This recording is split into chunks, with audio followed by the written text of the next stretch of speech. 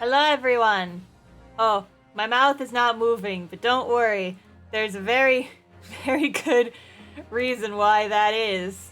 For you see, I have a bit of a conundrum, chat. I was humming a little song to myself while I was getting the stream set up. And my dear Cato, Molly, well, you see, the thing is that she loves, I don't know if she loves my singing voice or hates it, but when I sing to myself, she jumps up on my desk. Okay, she is leaving. When she jumps up on my desk, she completely blocks my motion capture. So I'm like, I don't want to shoo you away because you're so cute. You're my little Cato. But my camera cannot see me, so that's going to become a problem when the VTuber capture is trying to see me. So she is gone now. I think she got tired. She was like, ah, shit, you're talking to the internet later. She left. But yeah. Hi guys, welcome to stream. Oh, before we get started, so what the fuck did you do? Molly! My cat has done great crimes! 1 second! Molly, did you knock down the entire curtain rod? What the fuck were you doing? What did you do? You fuzzy gremlin? Oh my god. Were you trying to Tarzan when I wasn't looking? You've opened up and exposed my entire office. Now people can see me. Oh my god. I'm gonna deal with that later. Okay. Okay. I'm not sure if one would call that a technical difficulty or my cat is doing terrible war crimes.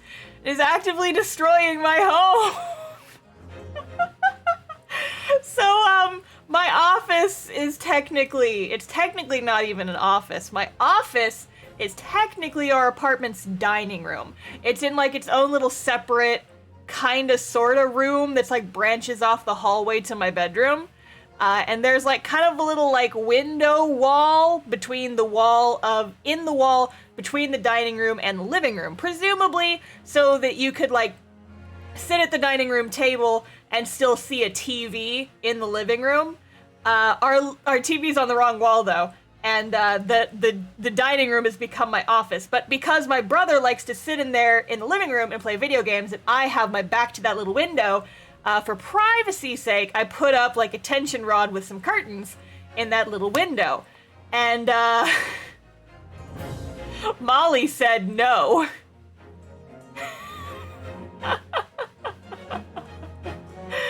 Just destroying my home right before starting a stream. That's fine. That's totally fine. Yeah, I'm calibrating my camera really quick. So, welcome to the stream, everybody. Welcome to Ace Attorney, where we never know what the hell kind of problems we're gonna have. Let's fucking play! Oh, before I do that, so, as I was saying, before I was so rudely interrupted, by cat difficulties, so I took this game out of the Switch and I was playing another game, over this weekend. And so, right before the stream, I was just futzing around in the menu, before we started. And I was like looking through the special content stuff because I haven't actually looked in there too much. And, they have like little voice lines for all the characters. Some of them who don't even talk very much. It's very cute. And so I wanted to show you guys some of these. I'm gonna turn up the game audio so you can hear them better. What were some of the cute ones? Oh yeah, so I'm not sure if I've never heard Iris's voice lines in the game. I guess she must get some at some point, but listen, she's so cute. It's a great pleasure to meet you both. My name is Iris Wilson. She's so precious! A baby! And then Look, I used this. It's my latest invention. she's so cute. Oh my god. And then Iris Wilson is proud to present her Logic and Reasoning Spectacular. little British baby. She's so cute. And then there's this dick. Listen to this fucker. Objection! My lord, with all due respect, this is an outrage! The prosecution refuses to accept this decision. Die mad about it, Van Zoinks. This has gone on long enough now. This flagrant ignorance of the mechanics of law. Fuck you. Sherlock Sholmes, you say? Yes, I've heard the name. The protagonist in a series of short stories for the vulgar classes. A god of detection or some such. He just goes off on Sholmes for no reason.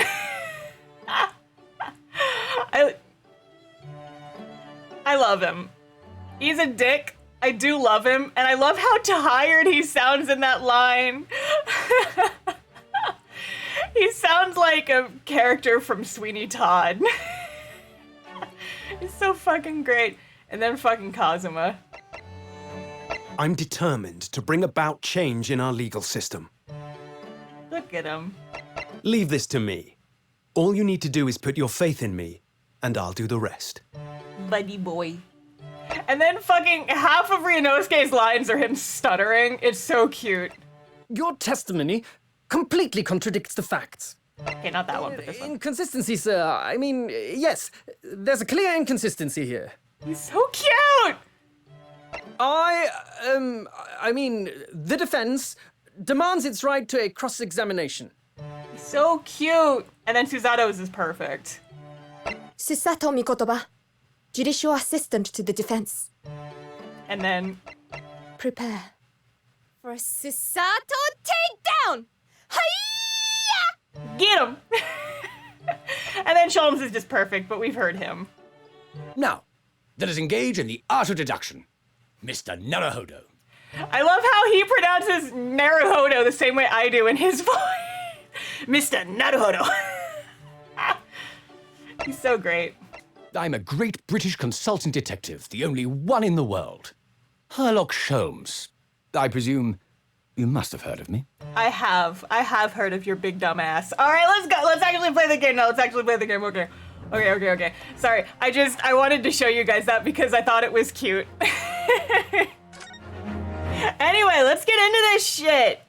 Let's Ace Attorney. I'm so nervous. Final chapter. Unless we eventually get that sequel that's been rumored.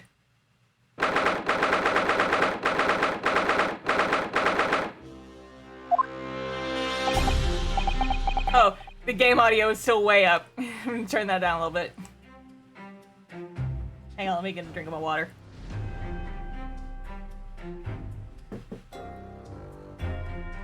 Are we playing the original trilogy sometime soon? Sometime soon! That's about the only estimate I can give you. We gotta finish this game first.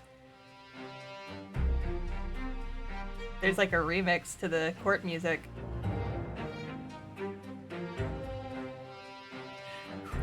So, the time's finally come. Today, we unravel everything. I'll be counting on your support more than ever today, Miss Susato. Oh, she's still reeling from the night before, probably.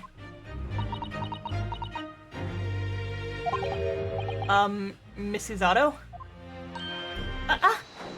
No. Yeah, I know, no cutscene or anything. We're just getting into this shit. Oh no! What's the matter, Mr. Naruhodo? You flipped me, that's one thing. Nothing? I was just saying that I'll be relying on your support today, but... I'm so sorry, of course. I know I can be rather incompetent at times, but... I shan't let you down. Whoever said anything about you being incompetent, Bibby? Would you help me to my feet, then? Oh, dear, I'm really very sorry. Yeah, no, she is definitely still fucking reeling. Susato-san isn't her usual self at all. But that's hardly surprising, I suppose. She's just found out that her father is the partner of world-famous detective, not to mention... Good morning, sir. What's up, Van Zoinks? Lord Van Zeeks. Thank you for all your efforts yesterday. What? Did I hear that correctly? He's being nice to me? What? Oh, no, nothing. Just, I hope we can clear things up today. I really can't make this man out. His face says I hate you, but his words are almost jovial today. In fact, he hasn't been very Reaper-like at all since this all began yesterday. Lord Van Zeeks isn't the Reaper, Mr. Naruhodo. Good point. The Reaper? I suppose in hindsight, I shouldn't have allowed that misconception to go unchallenged. He's our friend now. He is! He's our asshole friend! Huh? It was my tacit acceptance of that pseudonym.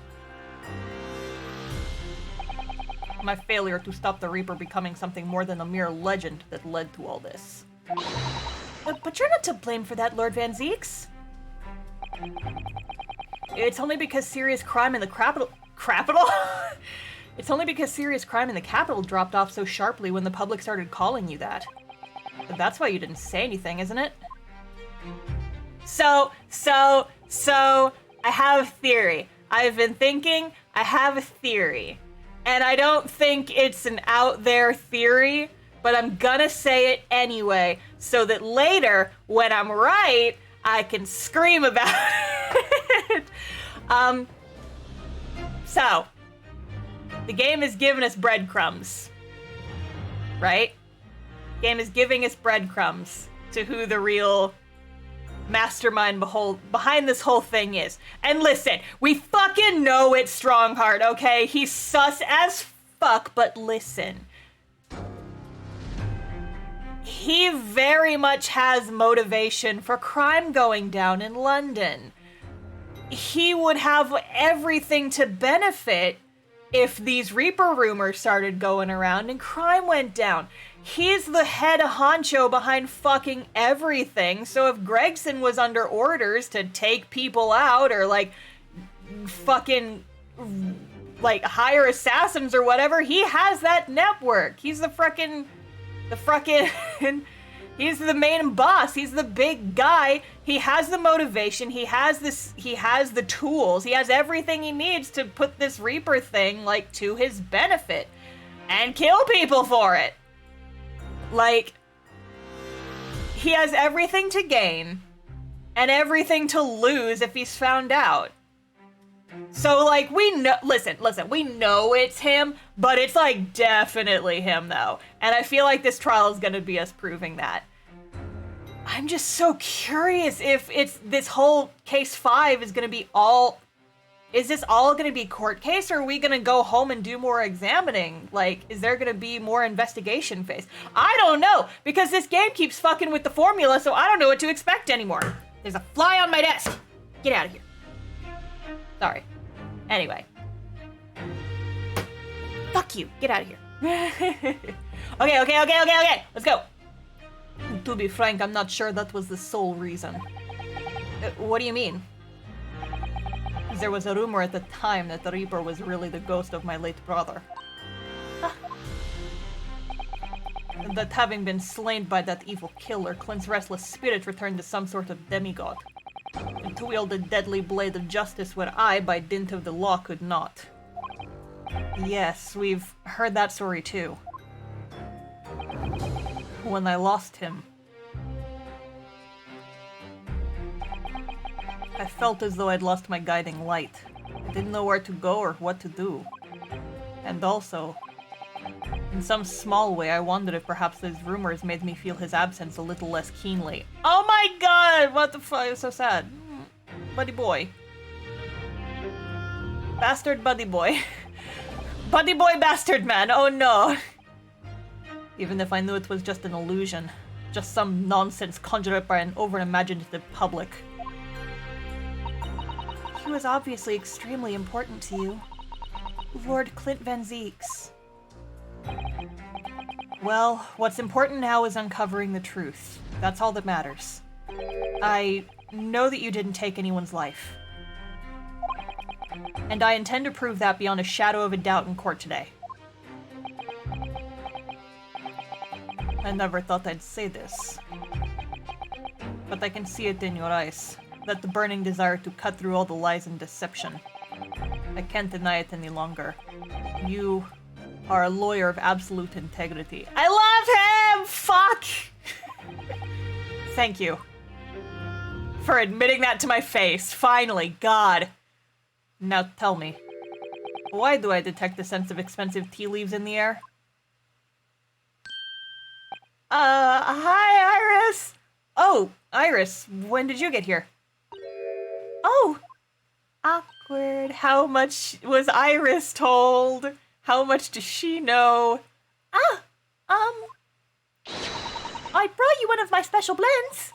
Hallie loves it. He says it helps him to clear his head. I thank you. Oh, That's surely the first and last time I will ever see a sight like this. You seem different today, Iris. oh, Sort of subdued, I suppose.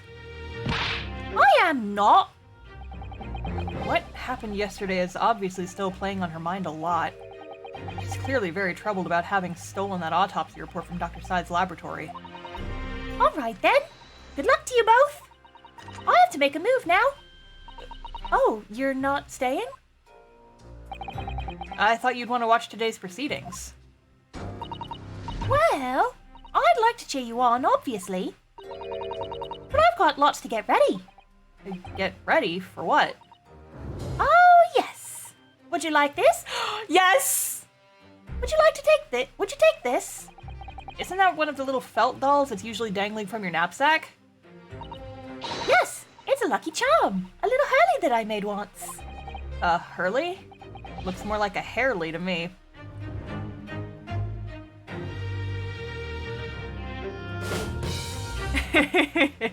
I know, I want one so bad. I might just make myself one, because fuck it.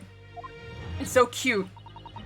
If for some reason you completely run out of options in the trial today, then just pull this little Hurley's ears as hard as you possibly can. What? Pull his ears? That's right. It's a way to bring good luck. I think you might need it. So she hid something inside the felt doll, right? She definitely did. You think what we'll need is luck? I just sneaked a peek inside the courtroom, and it seems very different to normal. Yes, it would seem that a certain someone has decided to pull out all the stops. Well, what does that mean?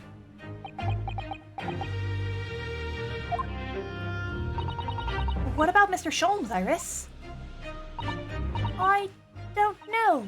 He was out all night and he hasn't come back home by the time I left this morning. Out partying with his buddy?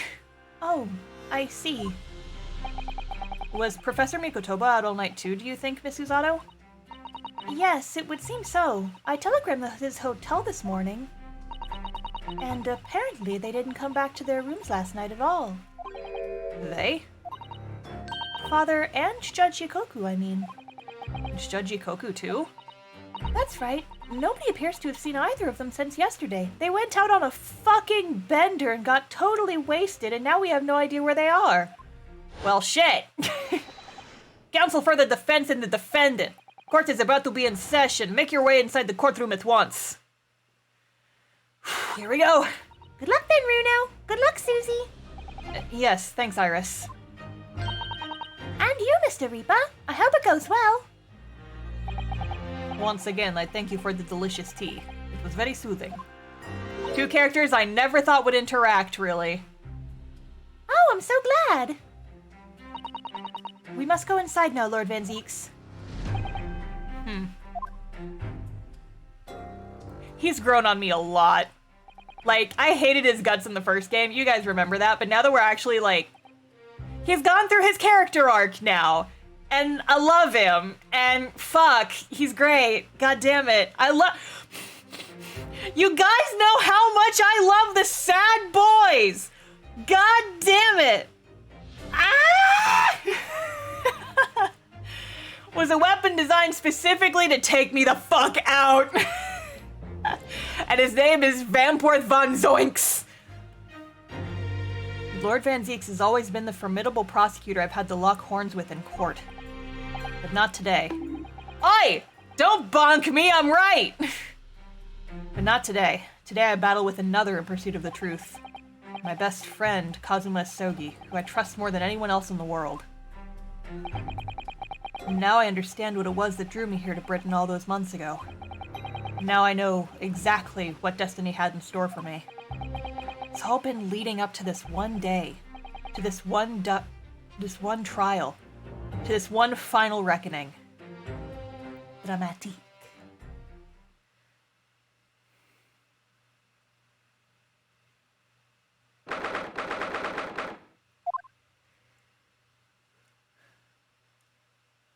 I love how he stands, with like one foot behind the other, so poised.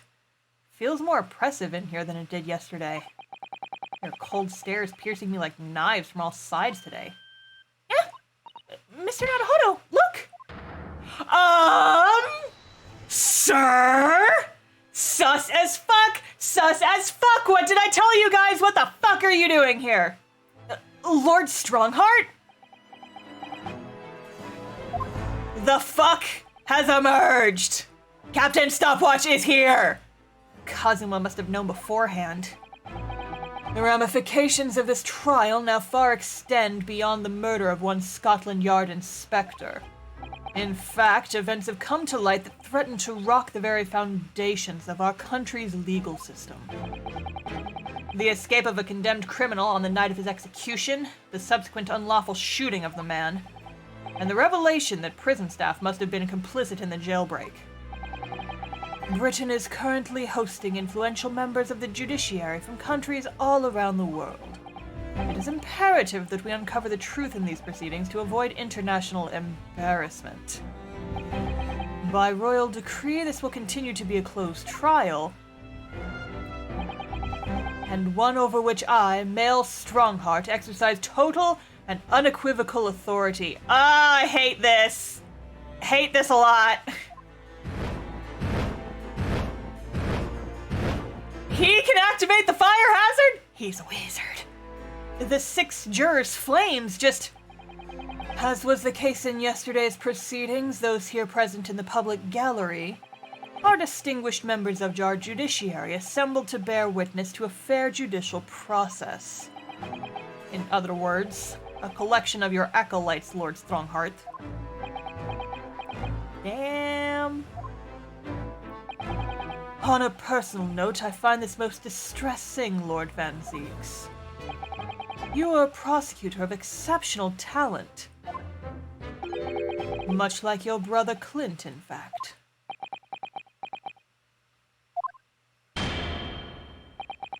Dude, you gotta break your cane! In the name of Her Majesty the Queen, I hereby declare this court to be in session. For the trial of Beric von Zeeks, who officially stands accused of murder. I would love it if his sleeves caught on fire. You know, just a little bit. He's doing his big dramatic pose. He's like, ah yes, the trial may begin. And then you hear just a little roasty toasty sleeve smell. Ah, yes. Oh no, your sleeve's caught on fire. Yeah, you better go take care of that and let the other judge come back in. Please. Ooh, this music is dramatic as fuck. Counsels for the prosecution and defense, are you in full readiness to proceed? The defense is ready, my lord. As is the prosecution. Yesterday's proceedings brought to light a shocking and disturbing fact. There was a side to the victim, Inspector Tobias Gregson, that was unknown to his superiors at Scotland Yard. Yeah, right! You totally knew! Yes, he was carrying out operations in secret which Scotland Yard knew nothing about. And in those clandestine operations, he had an accomplice. Mr. Daily Vigil, who would be given the inspector's identification and present himself around the capital in order to establish credible alibis for Gregson. In that way, Gregson appears to be carrying out his regular Scotland Yard work when in fact he wasn't. At the end of yesterday's session, Mr. Vigil, who had been suffering from amnesia, regained his memory. It would appear he buried his memories of the time deep inside himself as a means of self-preservation. Because whilst he was engaged as chief warder at Barclay Prison, he abetted the convict's escape. Mr. Vigil is currently recuperating at St. Sinners. He's recovered enough to give a signed statement about his movements on the day prior to the incident. He's formally admitted to posing as Gregson whilst investigating the Red-Headed League. Which brings us to the crucial issue of the victim's time of death. The defense yesterday proposed a suggestion that the victim may have been killed 1 day earlier. This was based largely on the discovery that the victim's pocket watch had not been wound. The prosecution has something to report on that subject, my lord. Really? Go ahead, Prosecutor Asogi. I met once again with the coroner yesterday to discuss the issue. She confirmed that the defense's suggestion could not be ruled out. It's entirely possible that Inspector Gregson was killed on 31st October, the day before his body was discovered. I have here an updated autopsy report that includes the amended details. But the official opinion of the investigation team was made clear yesterday, that the time of death was 5 p.m. on 1st November. There are indications of an attempt to disguise the real time of death, however. It seems that the natural decaying process of the victim's body may have been slowed by keeping it chilled. That's out of the question. Yeah, shut up, bitch! We know! Oh! I feel like I had another thought. I feel like I had another thought on why this dude is fucking suspicious. He had his whole monologue a couple days ago about how my office, the Scotland Yard, and all the law of London works like a well-aligned clock or whatever the fuck. And if even one gear is out of place, then it's gone. I feel like he was indirectly talking about Gregson there. He took out Gregson because he knew too much or some shit. I don't know, but I feel like it's all pointing to Captain Stopwatch. I hate you so much. I didn't care for Gregson, but you suck. That's out of the question. There are no refrigeration devices in that part of London large enough to accommodate a human corpse. My lord, this is more than just conjecture. There's evidence to support the idea. We must investigate it thoroughly. Very well. I hate it, but if you're both going to be so fucking insistent, then fine, I feel like is the underlying message here. The court will accept the new report as evidence. However, if this updated report is deemed to be inaccurate, it would give renewed significance to the movements of the victim on the day before the Fresno Street incident. It would, yes. I hate that their voices are so similar. I feel like I might update my Captain Stopwatch voice. Just for this, because his voice and Kazuma's voice are too similar. Especially since on that day, Inspector Gregson was using Mr. Vigil to cover up his real movements. It's conceivable that he was killed in the course of his secret activities. Do I sense it? No, absolutely not, absolutely not. Do I sense that the prosecution has some information regarding those activities? Scotland Yard put an enormous effort into investigating that precise matter yesterday. I think we should begin by presenting the results of that investigation work. So the prosecution calls its first witness now. I love his two swords. Gino! State your name and occupation for the court. Inspector Gino Lestrade reporting. Representative of Scotland Yard. A self-conferred rank, but never mind. Gina, again? What's your problem, Otto? What's with that, Gina? Again, look eh? Yeah. The boss meant the world to me. He done more for me than anyone else ever did. He tried to accuse you of murder, Gina. Don't give him too much accolades here. Oh, Inspector Gregson, you mean? He caught me out of the back slums of East End and took me under his wing. Told me that life can have a purpose. So that's why I'm the best person to be standing here speaking for him.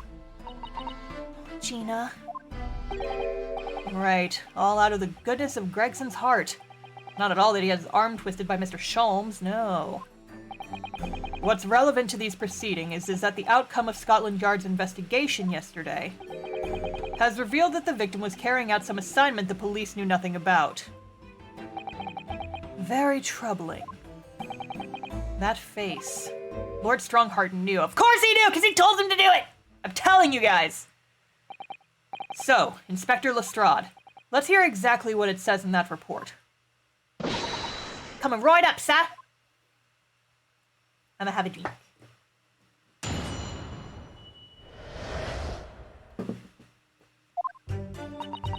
All yard detectives are supposed to follow orders and investigate what they're told. But a little search of the boss's office turned up a notebook that had a load of secret meetings in it. According to that, the boss was looking into some smuggled goods dealings that day. Looks like it was a big job and all, but the coppers went on to it yet. What matters most is, as witnesses what saw the Reaper at the place too, what? Oh, well, I guess if he was stalking Gregson around, then... smuggled goods. I don't know, do I? I'm just telling you what was written in the book. Tobacco, tea, spices, medicines, goods of all sorts flow into London by illegal channels from across the globe. It's well known that they're disposed of at regular black markets that take place in the capital. But the police are rarely able to locate them in time. So Inspector Gregson was investigating one of those black markets? It's been suggested that high-ranking government officials may be involved in black market activity. No doubt Gregson was trying to avoid details of his investigations being leaked to the involved parties. That would explain why he was operating on his own authority without the Yard's knowledge. And do we know where the dealings were taking place at this time? In a particular room of a certain exclusive London gentleman's club. And on the day in question, the accused is known to have been there. That's the conclusion of Scotland Yard's investigation into the matter. That can't be. We haven't heard anything about any of this. Members of the club have testified to it. There's no question. The accused, Barak von Zieks, was present. That would be very significant testimony then. Oh my, but Lord Van Zieks has made no mention of this at all. In short, Lord Van Zieks had ample opportunity to murder the victim. Don't smile all smug like that, Kazuma. Jeez. Very well then. Counsel for the defense, begin your cross-examination.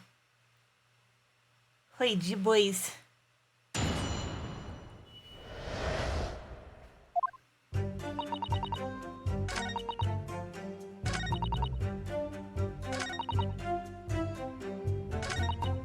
Hold it! Lord Van Zieks was at the club? Yeah, he was partying and whatnot, had all these glow sticks. Was getting tunt at the club. Getting tipsy. What does any of that mean? Don't ask me. You're not in on the slang, Otto. I can't help you. He was. Detectives who visited the club yesterday to make inquiries have confirmed it. Several members report having seen the accused being admitted to the room in question as a guest. It looks like there's no disputing that he was there then. We all know that Lord Van Zieks was investigating Inspector Gregson, don't we? Perhaps he'd already discovered the Inspector's secret notebook. His handy-dandy notebook. Which led him to the club, you mean? Maybe. Presumably, then, there are also eyewitnesses who can testify that Gregson was there. None have been identified at this time, no. So the all-important victim wasn't seen at this mysterious club. Oi! Why aren't you acting Inspector Lestrade here, eh? Yay? So that's all I've got to work with. Gina's not holding back with that ice-cold stare of hers, is she? I really don't know what to make of all this. Just got here, what have I missed? Van Zieks is being nice to us all of a sudden. We're running with the theory that he was killed the day before, and we're trying to find out what he was up to. Gregson, I mean. Also, Captain Stopwatch is the judge today because he just said, "Fuck you, judge, take a day off. I'm gonna smack the gavel with my cane." I really don't know what to make of all this. Lord Van Zieks told us he was investigating Inspector Gregson, but he never once mentioned that he met the inspector the day before the incident. You don't think Lord Van Zieks could have been lying to us, do you? That's not the only way to explain this. Oh, everything Lord Van Zieks has told us is true. There must be a mistake in this testimony somewhere. You mean there are details we've yet to uncover? Exactly. A clue, perhaps, that even Gina hasn't noticed. That's what we should be looking for here. Alright, so that means we're pressing everything till we find something. So, you follow orders, do you, Gina? Nah, not me. I'm above all that, see? Oh. Boss always had special orders for me. Because I'm special. Grab us some fish and chips, or go and give Toby his grub. That kind of thing. So, errands more than orders, then. This detective is still an apprentice, after all. Yeah, well, this apprentice ain't one to sit around and wait to be told what to do, even by the boss. That's why I've been doing my own investigations into what happened. I didn't find much at first. Hold it! So you went through Inspector Gregson's things? Yep, as part of the independent Lestrade investigation. I'm sure your superiors would be delighted that you're taking the initiative. So I snuck into his office when no one else was about. Plus, if anyone at the yard had seen me going in there, they'd have turfed me straight out in the street. This is sounding less and less like an investigation and more like something else. The prosecution understands that it was this very detective who discovered the notebook. You got that right. Nothing gets past Inspector Lestrade and the trusty assistant, Chief Inspector Toby. We found it hidden in one of the desk drawers that had a false bottom. That's impressive. So then I went to hide myself where no one could find me so I could have a butcher's at what was written in it. Because if anyone at the yard had found me out, they'd have toughed me straight out on the street. I've given it in now, though, ain't I? If it weren't for me, you'd never have been found. Gregson's been watching Death Note. He knows all about, like, false desk drawer bottoms and shit like that. Hold it! At least his didn't catch on fire, but you get the idea. Do you have any idea where those dealings were taking place? Yep. It was all there in the boss's notes. Let's see if I can remember. As I already said, the illegal dealings were due to take place at a gentleman's club. Yes, I remember, but I was hoping to find out the name of the club. That won't be necessary. What? It's conceivable that the club might be used again by the smugglers in the future. Therefore, the prosecution has been asked not to reveal the name in these proceedings. I don't know what all the fuss is about. It's right here. All I've got to do is read it out. And I could too. I've got this reading game buttoned up now. Can't I show you what I can do? Go on, what's the harm? I take this fish and chips and eat it! Oh my god! Oh no, Inspector Gregson Death Note AU, holy shit. The judge hasn't signaled his objection yet. I could try to find out. What should I do? Yeah, I want to know the name of the club, because I want to go and get jiggy with it. This is a closed court, the proceedings are confidential. There shouldn't be any possibility of the information being leaked. As I explained, there's some possibility of politicians being involved in this affair. The prosecution is rightfully exercising caution, I imagine.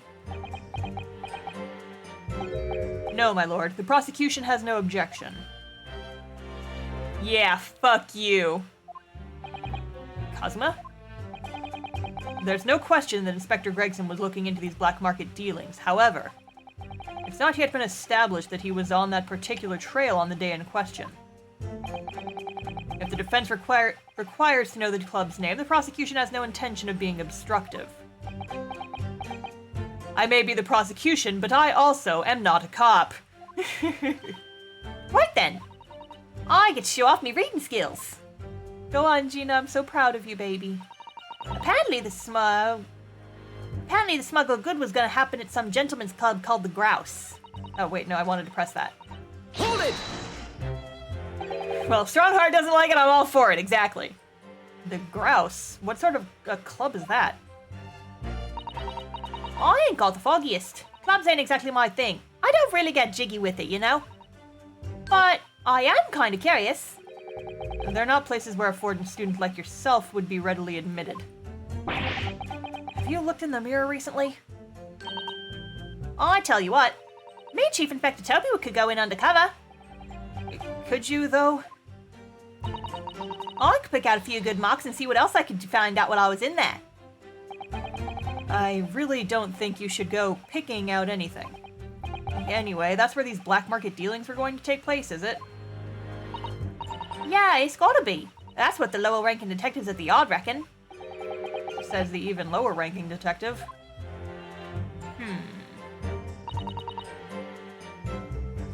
Let me see.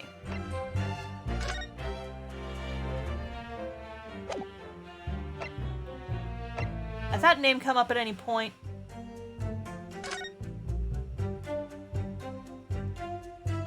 Oh, hey, I never flipped this thing over, did I? Oh, it looks like this is some sort of steamship ticket.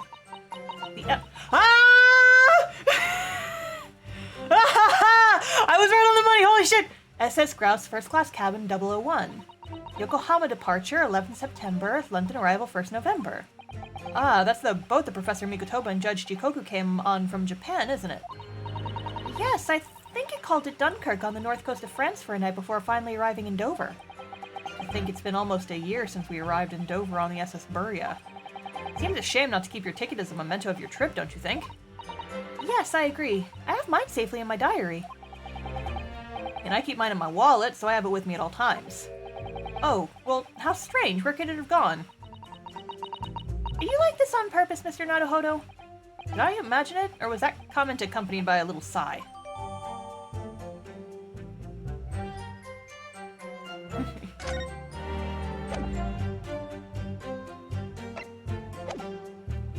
I'm gonna save first, but like, this is definitely a thing.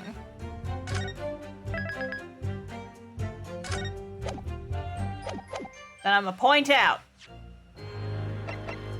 Objection! Music stopped, I got it in one. I've read about these clubs that exist here in Britain. As I understand it, they're places where well-to-do gentlemen socialize with friends and colleagues. Don't imagine for a second that a foreign student like you would be admitted. Seriously, is your mirror cracked or something? Do we know for sure that the contraband dealings were definitely happening at a club called the Grouse? The police are currently looking for evidence, but haven't found anything definitive yet. And I'm sorry to say that they probably won't. What do you mean by that? I mean that the place Inspector Gregson was secretly going to visit on 31st October may not have been a gentleman's club at all. You're showing a very irreverent attitude towards our country's police force there, Counsel. If it wasn't a gentleman's club, then what was it? It was a boat! A steamship. You think it's a ship? I have the evidence to prove it, right here. Let me see that. This dark-suited young man is not in the least bit untrustworthy. Flip it over. The other side, my lord. Be more specific next time. Ah, this would appear to be a ticket for passage upon a steamship, yes. The SS Grouse. Objection! So there's a steamship named the Grouse that happens to share a name with the club. But I'm afraid to say, there's a flaw in your logic there. How? Look at the ticket. Notice the date of arrival in port. The ship arrived at the port of Dover on 1st November. The day on which the sound like a gunshot was heard on Fresno Street. In other words, on the day in question here, 31st October, when the victim was on his clandestine mission, that ship hadn't yet docked on British shores. That would certainly make an undercover investigation somewhat challenging. The fact that the steamship hadn't yet reached Britain substantiates the defense's assertion that the victim was investigating the SS Grouse on the day in question. Because we have the ticket that we found in his little trunk that said he was in France the day before, and it docked in France. He was investigating the boat. Ha ha! Then show your evidence for that assertion. Very well. In that case, counsel for the defense, present your evidence to the court now. Evidence that substantiates your claim that the victim was investigating the SS Grouse on the 31st October. I got it right here, motherfucker. Take that! What's this? A passport for travel issued to the victim. He was killed on the boat. Boat could have had a refrigerator or whatever the fuck, 'cause it's a fucking boat. Dated 31st October. What are you suggesting? I'm suggesting that just one day before the inspector's body was discovered, there's a distinct possibility he wasn't even in the country. Gah. Nice boat. Order! Order! This document is for passage to France. It does appear to have been officially authorized. The day before the SS Grouse arrived in Dover, it docked on the northern coast of France for a night. According to my father, who was on board, at the port of Dunkirk. Dunkirk, France. What could possibly have taken the victim there? Oh, you know something, don't you, Kazuma? I'm impressed, Ryunosuke Naruhodo. I certainly didn't expect you to get your hands on that passport. What? You mean you knew about this? The prosecution's strategy for this trial has been laid down by the Crown Prosecution Office. On the day before the incident, the victim was investigating contraband dealings at a London club.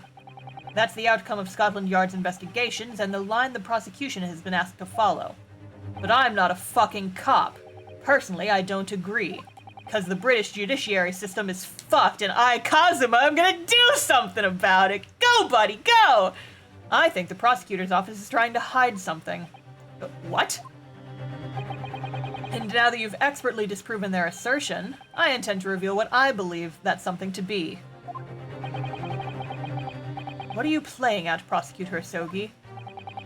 A courtroom is a forum for the truth, my lord, not this cover-up bullshit. Ha! Gotcha, bitch. Finally got that fly that's been buzzing around my desk. Be gone! Which is why it's my duty to present all the facts without exception. Get 'em! Let me guess, this was your intention from the outset, wasn't it? Yes, because I'm not a fucking cop.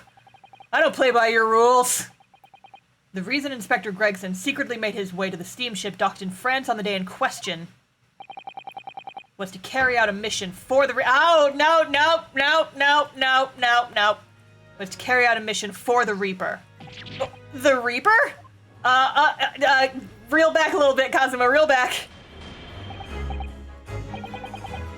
Order, order! What on earth are you saying, counsel? The prosecution made an assertion in court yesterday. Inspector Gregson was investigating the identity of the Reaper. When he discovered the location of the man's secret hideout, he was killed. As I'm sure everyone can imagine, by the Reaper's hand.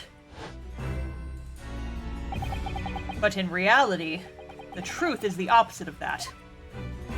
What? Inspector Gregson wasn't investigating the Reaper at all. He was, in fact, acting for the Reaper. So, you're saying the mission he was undertaking was, obviously, an assassination. Barak von Zeeks never carried out any of the actual killings. Whether the Reaper's victims lost their lives, he always had a cast iron alibi. Which tells us that he must have had an accomplice. I don't think it counts as perjury because he's not a sworn witness. I think perjury is just for witnesses who are under oath. But I don't know, I'm not an expert. And you claim that was Inspector Gregson. What the hell do you think you're saying, eh? My My boss would never have done nothing like that.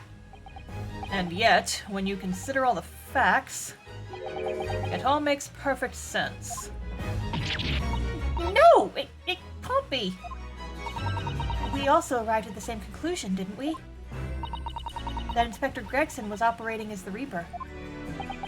Even so, there's no way the person giving him his orders was Lord Van Zeeks. No, the true Reaper is somebody else. And he's in this courtroom! With a fucking unicorn gavel! Looking suspicious as hell! Beric Von Zeeks is not the Reaper. A predictable response from someone who's advocating for the man. Well, yeah. And even if it's true that Gregson was operating as an agent of the Reaper, the suggestion that he went aboard the SS Grouse on an assassination mission doesn't follow at all.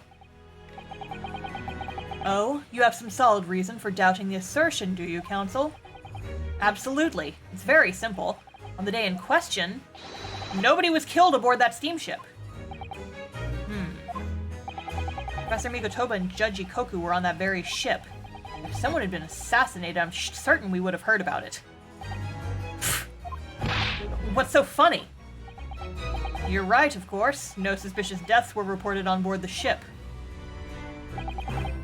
But I think perhaps you've missed the point. That's precisely why Inspector Gregson himself lost his life. What? Gregson did board the SS Grouse that night with the intention of dispatching his mark. But his mission ended in failure. Failure? It seems that the defense hasn't yet grasped a very important detail here. What are you talking about? What detail? Inspector Gina Lestrade. What? The victim's notebook that you had read an excerpt from earlier. That doesn't contain details of secret investigations at all. It describes 10 years of assassination plots to be carried out by the Reaper of the Bailey. You're lying! Even if all them bludgers what got taken out had it coming, his boss weren't the Reaper. Poor Gina. There's no question that Tobias Gregson was heavily involved in the Reaper's activities. You may just be an apprentice, but if you spent any time at Scotland Yard, you must have heard rumors. I ain't heard nothing, and I don't believe a word of it. Then testify again, as a representative of Scotland Yard. Consider it your chance to defend your boss. I don't... I concur. The witness will give new formal testimony. Miss Lestrade, you will tell the court everything you know about Inspector Gregson's secret notebook.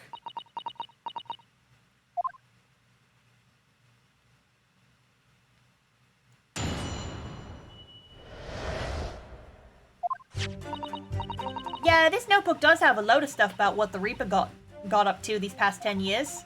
Names of victims, dates and places and stuff. And the last entry in there was 31st October. It said grouse for the place on that date, and then the name of the mark. There was a note about him being a criminal what got away from the Reaper in court 10 years ago or something. Judge Ikoku? Because That would make sense, because they were on the boat, and the Judge Jikoku, what's-his-fuck, they said that he got wrapped up in that trial and ended up getting accused of something himself. So he wouldn't have been killed by the Reaper because the Reaper can't go all the way to Japan. Was he trying to go after Judge Jikoku? That feels like it would make sense. But honest, the man didn't do none of it. He was just investigating the Reaper, that's all.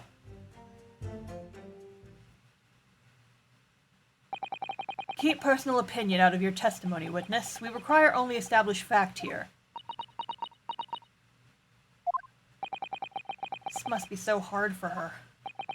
You can't deny it now, surely, Ryunosuke Naruhodo. What can't I deny? The notebook contained the name of the final mark and the location where the assassination would take place. That's information that the victim could only have known if he was working with the Reaper. Yeah. 12 12, thank you for the follow. Welcome to the stream squad. So, who was this final mark? Go ahead, Inspector Lestrade. Read the name for the court. The name that's written alongside the entry that mentions the grouse on 31st October. Yeah? Oh, how do you read this then? Reading's still not her strong suit. That ain't the problem, alright, Otto? We haven't seen Judge Shikoku since he first arrived with Mikotoba at the hotel. I feel like maybe we... No, I don't think so. We haven't seen him. Yeah, he's still he's fucking around somewhere. It's a funny name, it ain't English, it's hard to read. I told you, I told you, I told you, I told you, I told you.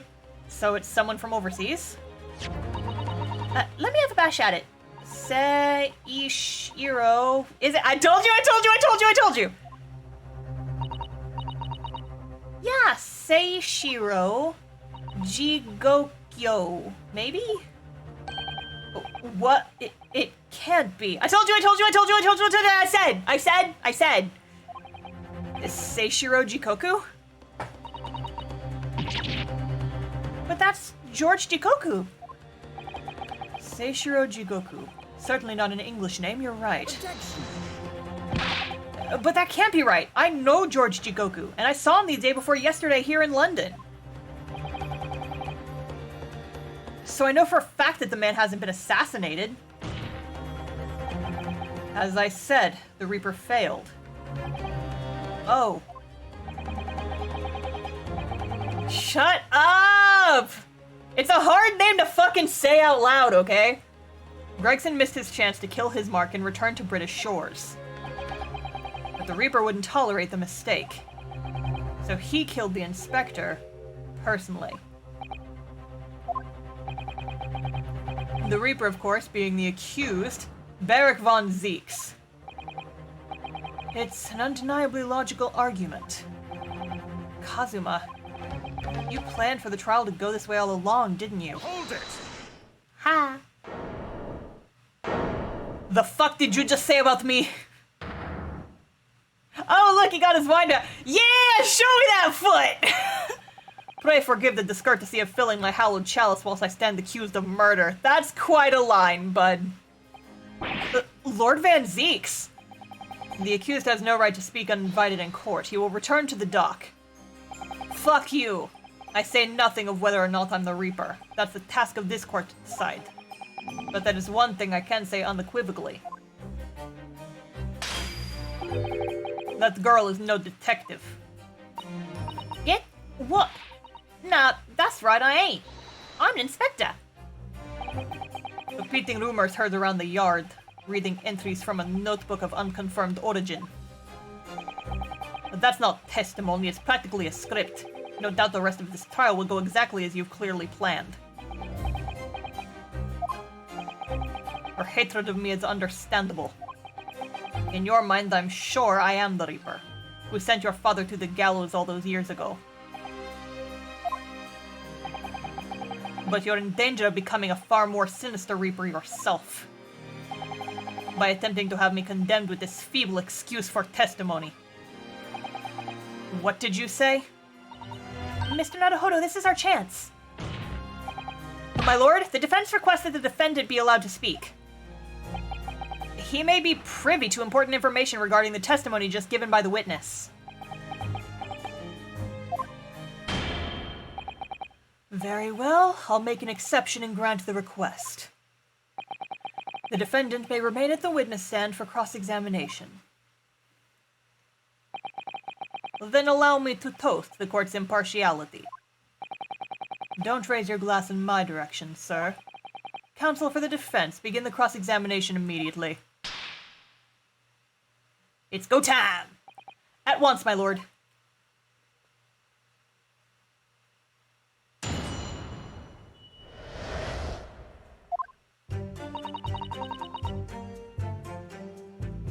Hold it! We're just gonna press stuff till we find something out.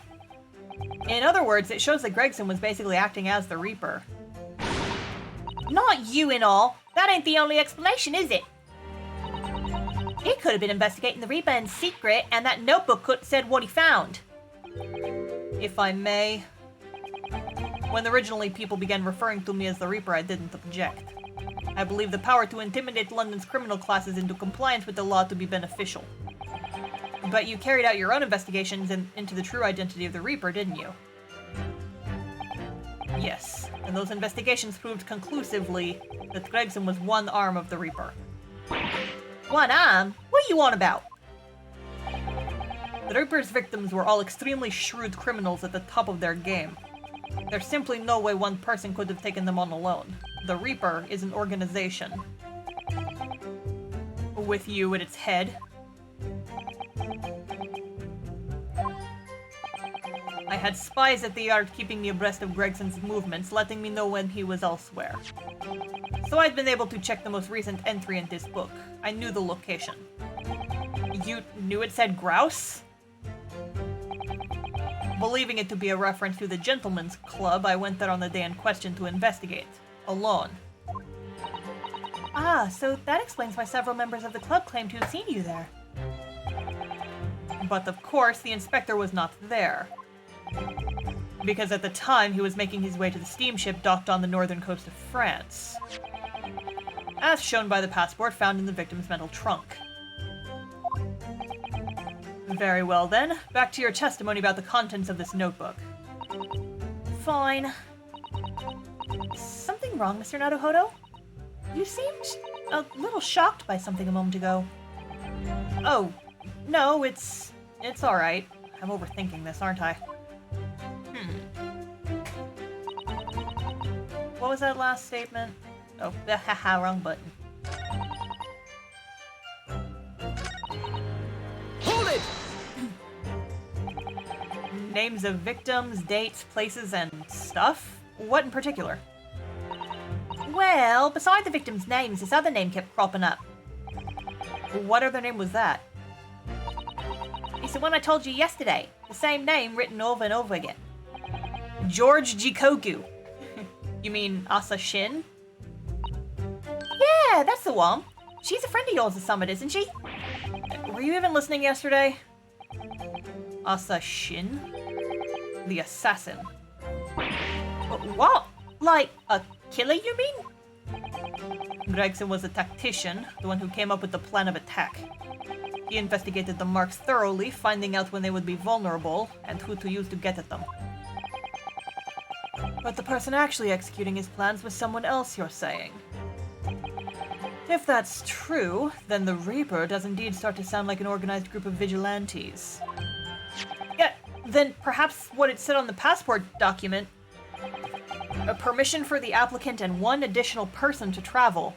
Could that additional person have been clearly the assassin who was meant to take Seishiro Jigoku's life? Gina, can you confirm that? Against the final entry that listed Grouse and Seishiro Jigoku. What name was written? Oh, well, that's the only entry that didn't have a name next to it, it happens. 12A12, thank you for the bits! Into the glass they go! Into the hallowed chalice. What? It just had like a question mark or something there, I think. In other words, Gregson himself didn't know the identity of the assassin in that case. But Gregson was the one making the plans, was he not? Oh, how infuriating. A nameless assassin? I got a bad feeling about that one. Because I'm not saying that this is connected, but wasn't Kazuma gone for a little while? Wasn't Kazuma gone for a little while, like on the same day? He's went quote-unquote missing since yesterday, and then he turned up again. I hope not. Kazuma! You better not be involved. Hold it! Kazuma, no. And you're saying that the mark listed was Seishiro Jigoku? That's what I said. Funny name, if you ask me. And I thought your name was odd. I'm so pleased to have lost my crown there. Mr. Jigoku is the presiding judge of Japan's Supreme Court of Judicature. I remember the man. He came to our country as a visiting student 16 years ago. Studying international law and diplomacy under your tutelage, Lord Strongheart. That bearded young fellow was a very able man, I must say. But have you ever seen his beard? Shit's crazy. So Lord Strongheart was Judge Jigoku's mentor. If I'm not mistaken, he returned to Japan 10 years ago now. 10 years ago, after that fateful case. Precisely. In the aftermath of the Professor case, his repatriation was organized immediately. It's a mystery why such a man would be listed in the inspector's notebook. I didn't think it was possible, but the mutiny has just got even worse now. Maybe I'll just keep talking. Gina. Hold it! What do you mean a criminal? Judge Jigoku is no criminal.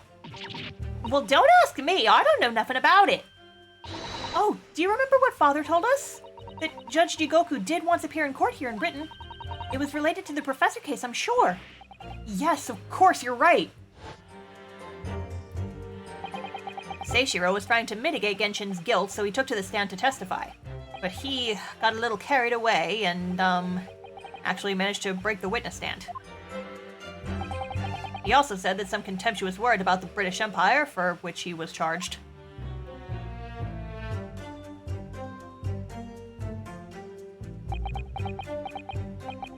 It was a pitiful situation, yes.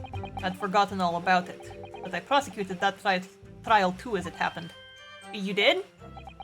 It was considered to be an adjunct to the Professor proceedings, you see. But he was acquitted after being told to make reparation for the damage caused to the stand. And there you have it. Have what? Surely the accused hasn't forgotten his own rule.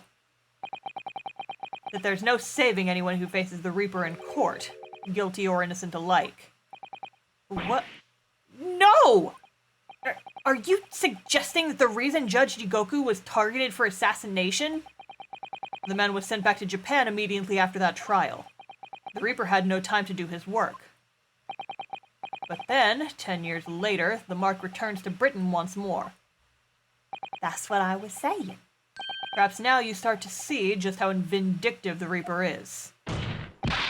Come on, that's absurd! To take someone's life for that?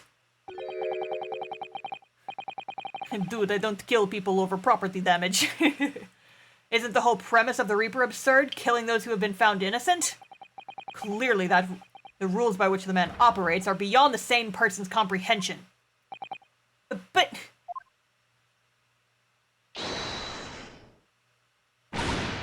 Right, I've had just about enough of this. Gina? All this nonsense about the boss planning to kill people. It's cobblers. Come on, Otto. Yes? Why ain't you saying nothing? Why ain't you yelling out objection to summit? What? You've got to find a flaw. You do it usually. Someone's lying here, no question. You've got to work out who it is. Please. For the boss.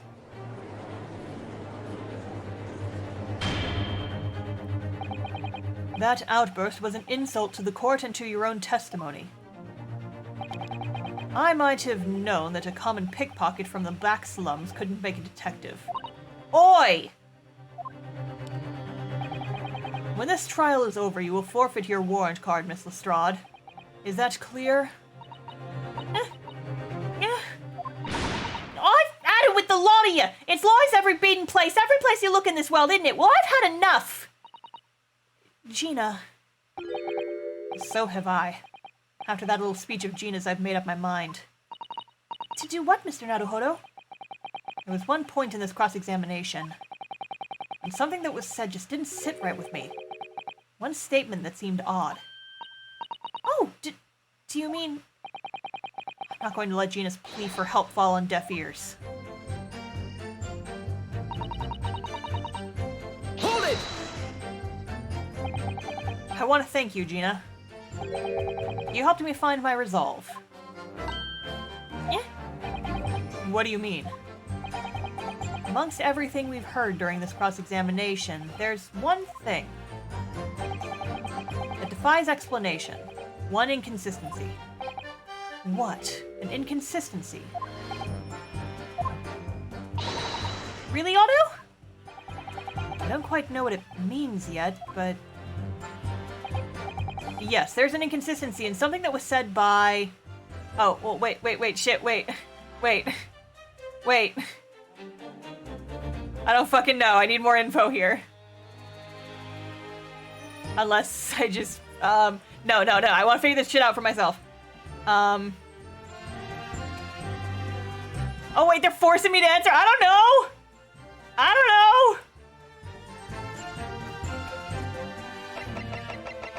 I don't remember. Let me go back.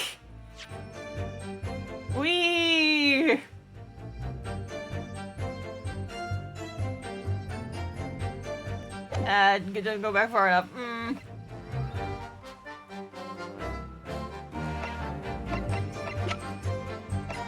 There's a lot of people in this fucking case.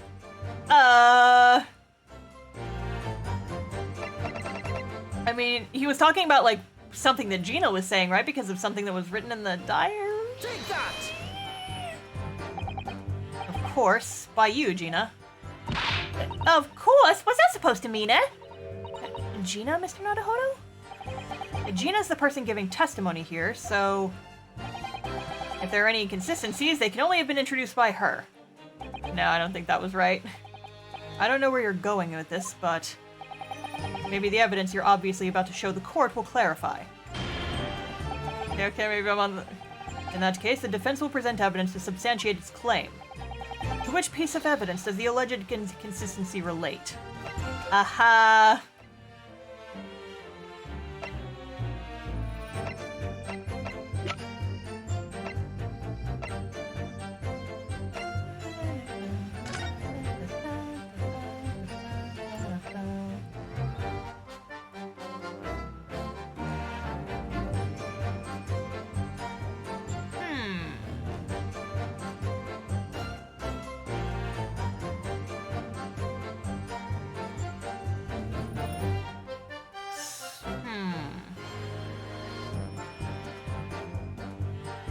Caliber of the gun matches that of standard issue firearms for members of the judiciary. Maybe that has something? I don't remember. I need to go back and look at that or listen to the statement again. I don't remember.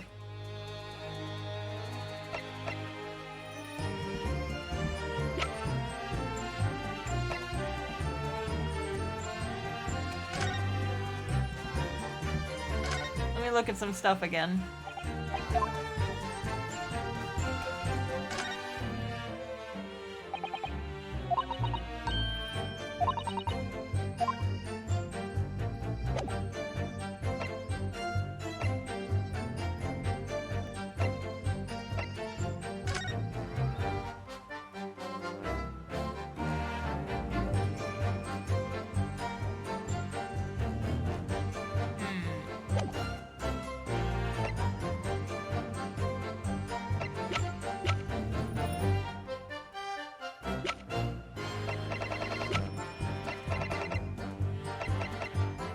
What was I looking at?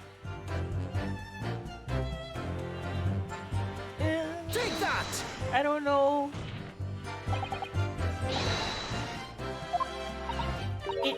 It is? Yeah, no, I fucked up. I need to go back and look at, like, the actual fucking statement, because I don't remember that well. Damn it. Let me go back and look at shit again before it plunges me into shit.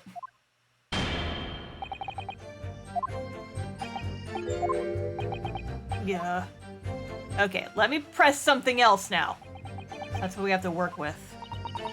It may help us that Lord Van Zieks is in the stand too. Yes, perhaps.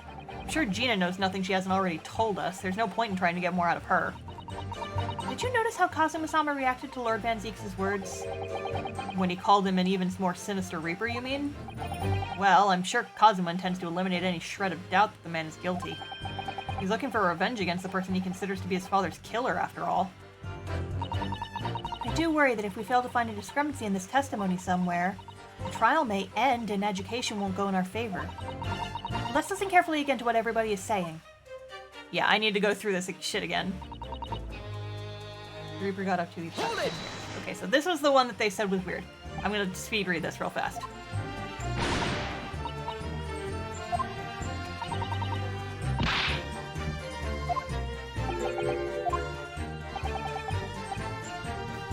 Jacked, lose power to intimidate lungs.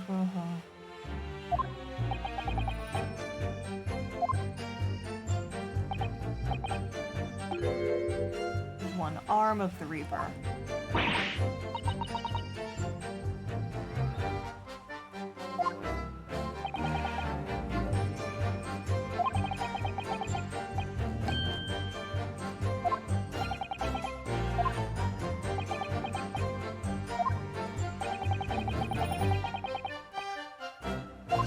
Who's elsewhere? Check the most recent diary entry in his book. I need the location.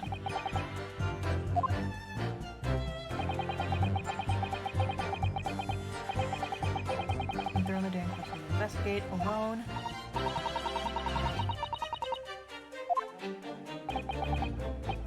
Victor was not there. Because at the time he was making his way to the steamship docked on the northern coast of France, as shown by the passport found in the victim's metal trunk. How did he know about the trunk? Because we didn't. Back to your testimony. Was that it? Something wrong?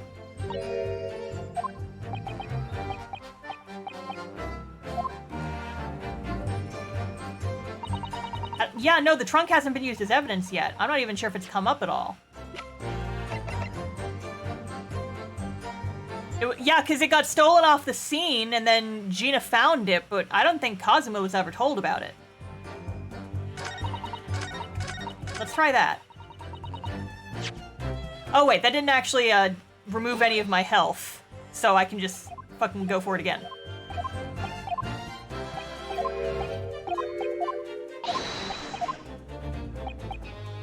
Something was said by Mr. Kazuma.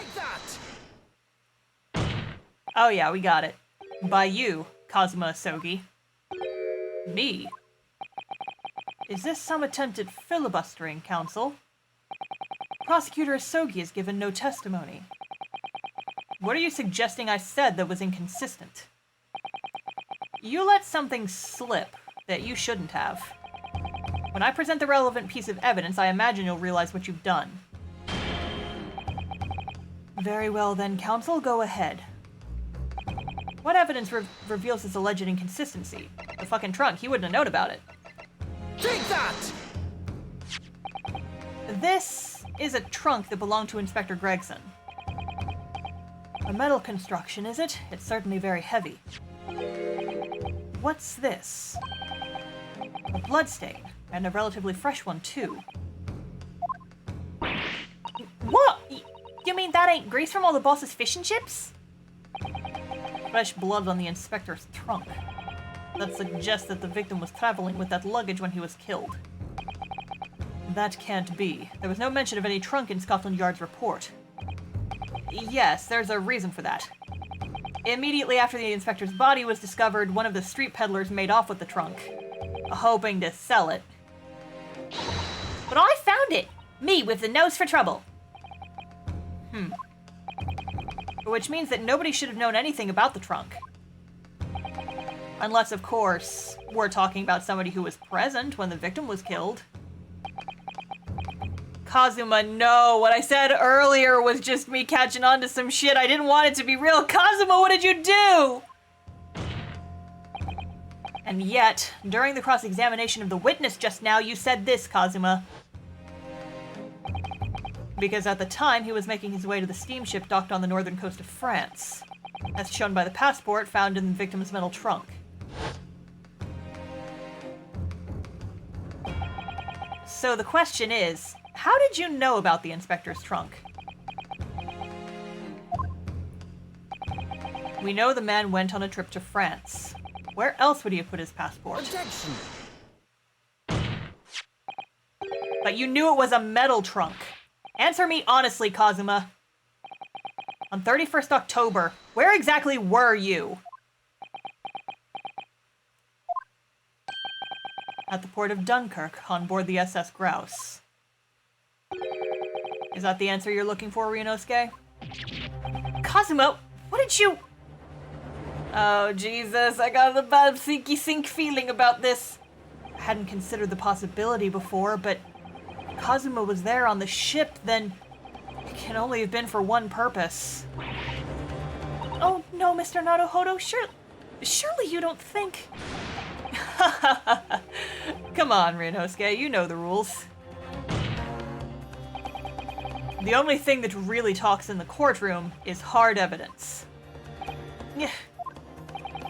As I understand it, Inspector Gregson always took that case with him when he traveled. So as it stands, you've proved nothing. Kazuma, are you challenging me to prove it beyond all reasonable doubt? That you were there that day, in the same place as the inspector? He was there with Gregson? There's a clue that you've overlooked. A secret that trunk can tell us. I can't be sure at this point. I'll need to verify it. But I have a nasty feeling that I'm gonna be right. The accusation being made is deeply disturbing, but nevertheless, we must test it. The defense will identify for the court where in the trunk this alleged clue is to be found. I'm gonna save real quick. Just gonna save real quick.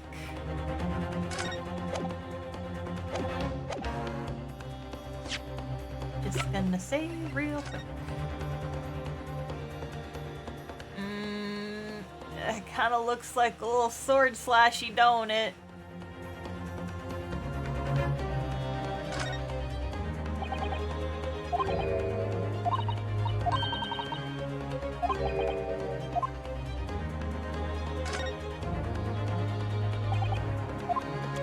Just gonna check it over real quick. Real quick, like.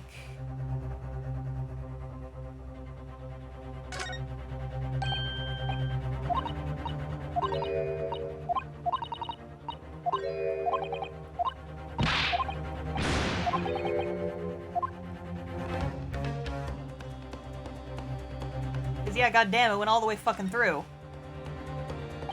Oh no, there's a... Oh god! Oh no! There's a piece of the fucking sword! Do you see that? There's something stuck in the side of the trunk there. It's glinting. It looks like a fragment of metal of some sort. But it's wedged in so tightly I can't remove it. Well, don't cut yourself. You'd better leave it, I think. Oh no! Kazuma! What did you do?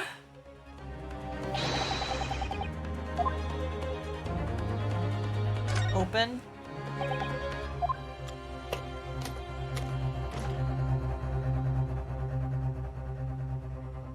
Got it! There's a small piece of metal lodged in the wall of the trunk here, like the tip of a blade.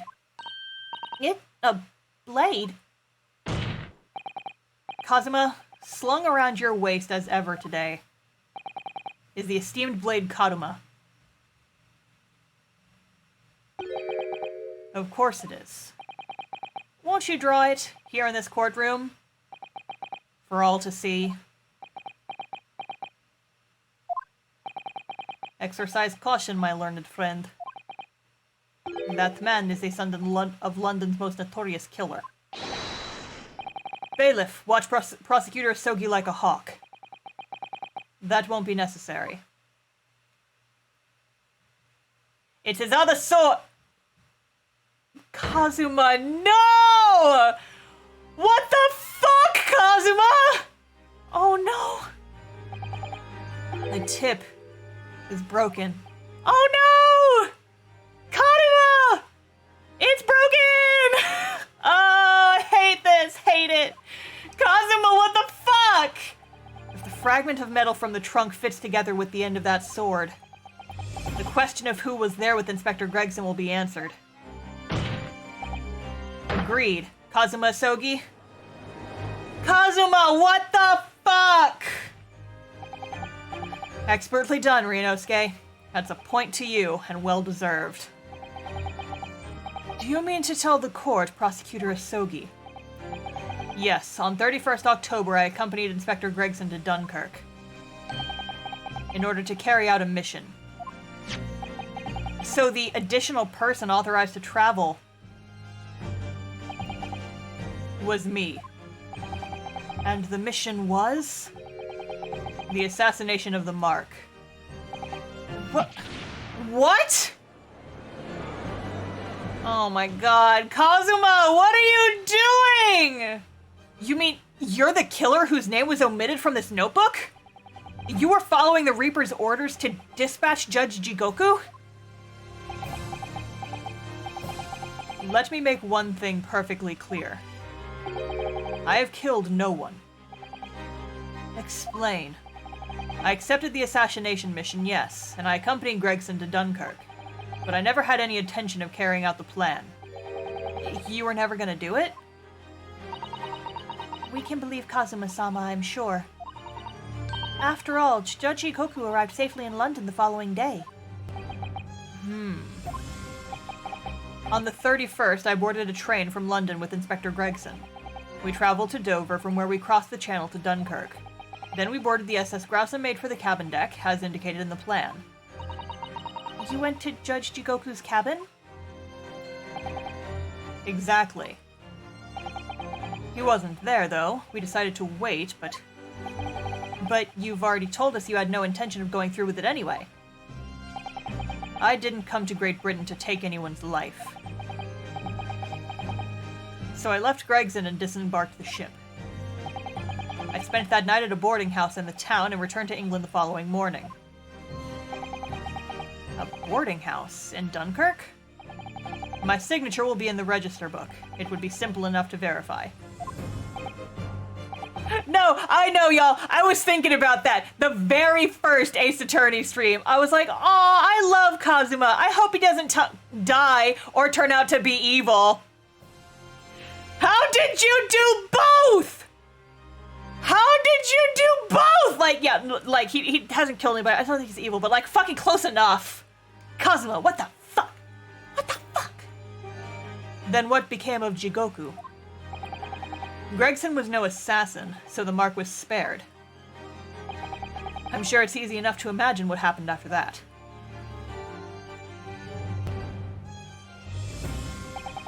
Gregson returned to England as well, having failed to complete the mission. He met with the Reaper in that room on Fresno Street to report the failure, causing the infuriated mastermind to pull the trigger and end his wretched agent's life.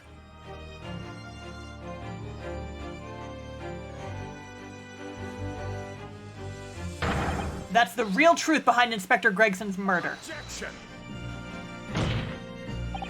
But if you did nothing as you claim, how did the tip of your sword come to be lodged in the inspector's trunk? I don't need to answer that.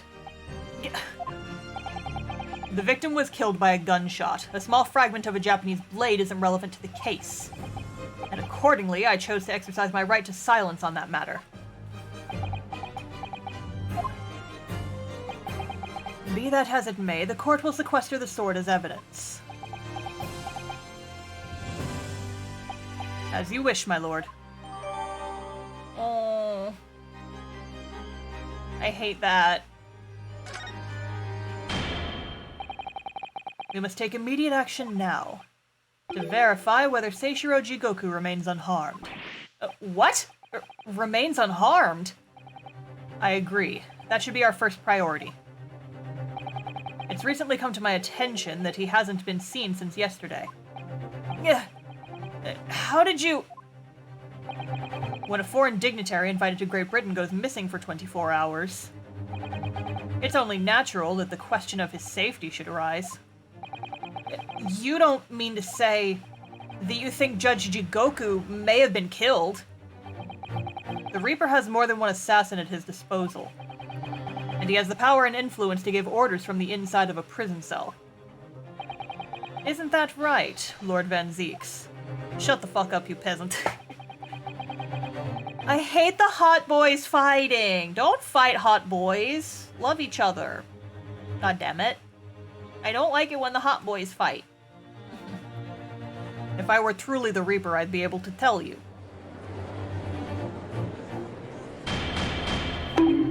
Stop bonking me, I'm right! Order. Order in the court, order! We will take an emergency recess for 30 minutes. Now? Yes, now. Guests of the symposium have been told to maintain regular contact with the organizer's office. If the man can't be located within half an hour, we will have to assume the worst. Oh no, not Judge Jigoku!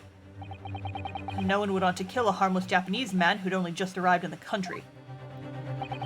Except, that is, for the Reaper, wanting to finish off a mark that slipped through the net 10 years ago. I would have to agree. Mr. Naruhodo, for the defense's sake. My lord? I sincerely hope we are successful. If we were unable to confirm Mr. Jigoku's healthy existence in the next 30 minutes, he will face grave difficulties. Court is adjourned for 30 minutes. This is not good. This is very bad. This is the opposite of good is bad. Is bad is not good is bad. Kazuma-sama, the Reaper's assassination. I feel as though I'm in a nightmare. I can hardly believe it either. But on the other hand, Kazuma isn't in the habit of making up stories. I have such a terrible sense of foreboding. Something awful has happened to Judge Jigoku. Then I feel as though things will only spiral further and further out of control. God, that music! I felt it from the moment I stepped into the courthouse this morning. That strange sensation that we were careening towards a foregone conclusion. Well, in the worst case, we might have only 30 minutes left. Unfortunately, though, I don't think there's anything we can do but wait now. We're out of options. The bunny! Actually, there may be one last hand we can play. Or rather, one last ear. Yes, yes, yes, yes! Of course! The little Mr. Sholmes doll that Iris gave us. If for some reason you completely run out of options in the trial today, then just pull this little Hallie's ears as hard as you possibly can. Perhaps now is the time. What should I do? Pull Harley's ears or not? Let's do it. Here goes then. I'm gonna do it. Good luck, Mr. Naruhodo. No looking back. Heave! Ow! What? That scream sounded like Mr. Sholmes. Mr. Sholmes? Where are you? Here, my dear fellow, here. What? It's the felt doll talking. Pull the ears again, Mr. Naruhodo, as hard as you can. All right, then. I'll put all my strength into it. Heave! Ow! Please, my dear fellow, you don't need to pull my ear off. Mr. Sholmes, where are you? Myself and my trusty partner are presently in the first-class cabin area of the SS Grouse. The SS Grouse? She left Dover last night after the final pieces of cargo were loaded. What? We're currently docked at Dunkirk, but due to be underway again in half an hour. We're on a boat! We're on a boat, motherfuckers! You've taken a ship to France? I guess that's why they didn't come back last night. Please, even with my athletic prowess, well, I would struggle to jump the Straits of Dover. After we left Baker Street last night, we hurried by cab to the station and by train to the port in order to board this vessel in time. So, you mean you'd already worked it out? That the steamship was where everything really took place? Mr. Naruhodo, pray, what is my name? Herlock Sholmes, world-famous great detective. Recited to perfection. Well done. You're a genius, Mr. Sholmes. That's the only word for it. Oh, this is so cute. Ow, ow, ow, ow, ow. Miss Susato, gently with this genius's ear, please. Oh, my. I'm ever so sorry. If I may, Sholmes, Ah, there you are, Mikotoba. You may are we first person now? Oh man, this is fun. This is fun and great. You may remember that it was, in fact, I who made the connection to the SS Grouse at Scotland Yard yesterday when we examined that notebook and I recalled my steamship ticket. But of course it was, my dear fellow. And not once did I controvert that fact. I merely had our court-bound companions under my name. Little piece of shit. Yes, you did, didn't you? We've just entered a recess. The trial resumes in 30 minutes from now. And if we're unable to present any new leads then, I'm afraid to say... Do not fret, please. It's for precisely that purpose that my partner and I have made this journey. I have no doubt that we shall welcome news for you within the half hour. Thank you, Mr. Sholmes. That would be wonderful. Until later, then. Yes, you'll be hearing from us if we're not in touch first. Ow, ow, ow, ow, ow. I shan't be hearing anything if you keep tugging my ear in that mindless fashion. Whatever was the idea behind making a receiver operated in that way in the first place, Sholmes? Why the deuce would I know? It's Iris's invention, not mine. Oh my god. Are we getting bro time? Are we gonna get some investigative detective bro time? Oh, I'm so excited. This is the best. Whilst I know how much you enjoy being the hero of the hour, Sholmes, we have but half of that now before the grouse puts to sea again. If we don't conclude our investigations rapidly, we shall find ourselves in Naples before long. There are times, Mikotoba, when you make a surprising amount of sense. So, let us begin. Oh my god, I love this so much! Oh, this is fun. Oh, this is fun, I'm having fun. First class cabin number 2. Yes, this is the one. But I don't believe an investigation of the cabin is going to be plain sailing. That crewman standing in the front door is an angry-looking fellow. Why are you loitering here? Who are you? My dear fellow, do you not recognize a world-famous great detective when you see one? The question really ought to be, who are you? Do you not recognize... Signed his arm? What? Do you not recognize world-traveling great sailor Chicken Stroganoff when you see one? Chicken Stroganoff! Great detective? Ha! I don't think so. Chicken Stroganoff! Do you see that, Mikotoba? It would appear that this man is a devoted follower of mine. Goodness me, is that a tattoo that says Sholmes? I must say, while such adoration is flattering, naturally it does leave me a little cold. What do you want? What are you talking about? Leave, now! How distressing. My loyal devotee knows me only by name and not by appearance. And yet, I already know a great deal about you, sir. You have a brother, I believe. Like yourself, he's a shipman. Currently traveling the world aboard a Russian steamship, in fact. How could you know this? Elementary, my dear Mikotoba. I'm sure it was. 3 days ago, I was bound for London aboard this ship, you see. We're looking for one of my fellow passengers, a man by the name of Jigoku. You chose to give Mikotoba a dumb voice in the first episode, and also once again coming up in this episode. I know, his fucking voice. I gave him a dumb voice because I thought he wasn't going to be an important character, and now I have to do that dumb voice all the time because he keeps showing up. There is no one with this name on board. But we know that he purchased a ticket for passage. Ah, you mean Eastern man. He left ship 2 hours ago. Here at Dunkirk. He said something about emergency, I think. What? Are you sure? So Seishiro's realized that we're after him, has he? His cabin is the one behind you. We should like to investigate, please. No, I have orders not to let even mouse inside. Mikotoba, be a good man and draw the sailor's attention away, would you? Make up some excuse so he leaves the area. Doesn't great detectives see that even sailors have ears, both left and right? Cusses, the plan is ruined. And you have only yourself to blame, I'm afraid, Sholmes. Forget it. Cabin door is locked. Even if I am not here, you cannot get inside. Mikotoba, I'm sure you haven't forgotten my special talent, have you? Opening any lock? Within a mere 5 seconds.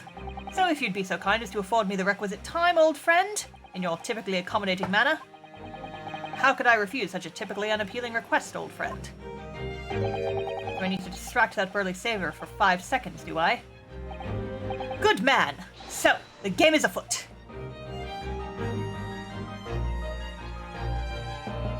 Oh my god, we're getting Detective Bro time! Bro time! This would appear to be an alarm bell. All hell would break loose if that thing were to ring. The whole crew would know about it. I'ma push it. Here goes then. Pardon me in advance. You! What are you doing? If we were at sea, that would be very bad problem. What's going on down there? Seaman Stroganoff, report at once! Good. Sorry, sir, nothing to report. It was just stupid trick. No, not by me, by world famous... No, as I told you. Now, Sholmes, now! Done. Not even 5 seconds, eh? Well, don't stand there gawping at my brilliance, Mikotoba. In we go! Oh, yes. Detective Bro time! I love this so much. So fucking much.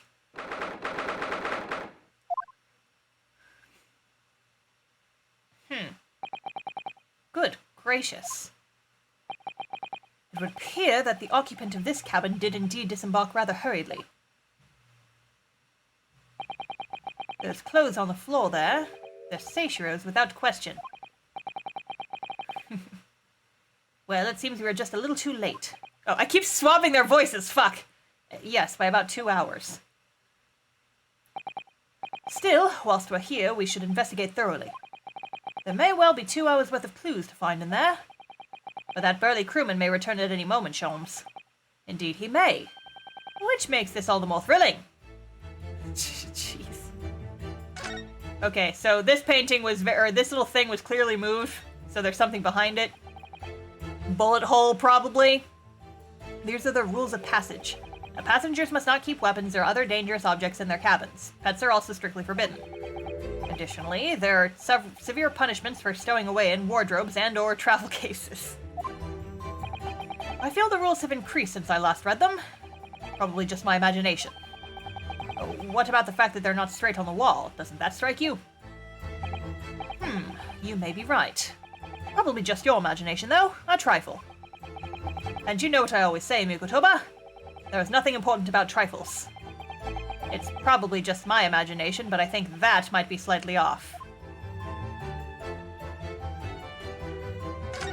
It's totally covering up a bullet hole, I'm calling it now. Because we never found the bullet hole from when Gregson was shot. The wall is a slightly different color just here, do you see? Indeed, what you have observed arises from when a frame has been hanging for some time is removed. Perhaps your friend is an art thief. Now there's a bold deduction worthy of a great detective, I'm sure.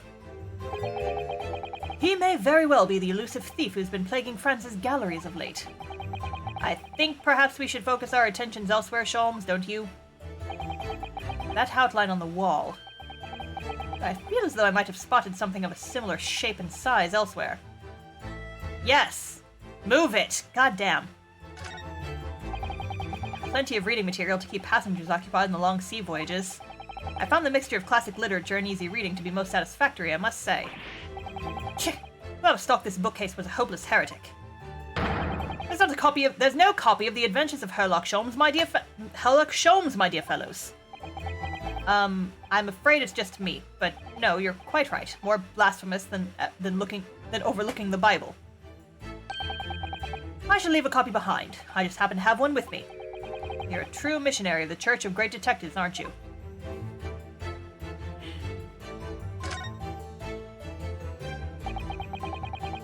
That's a very sizable trunk indeed.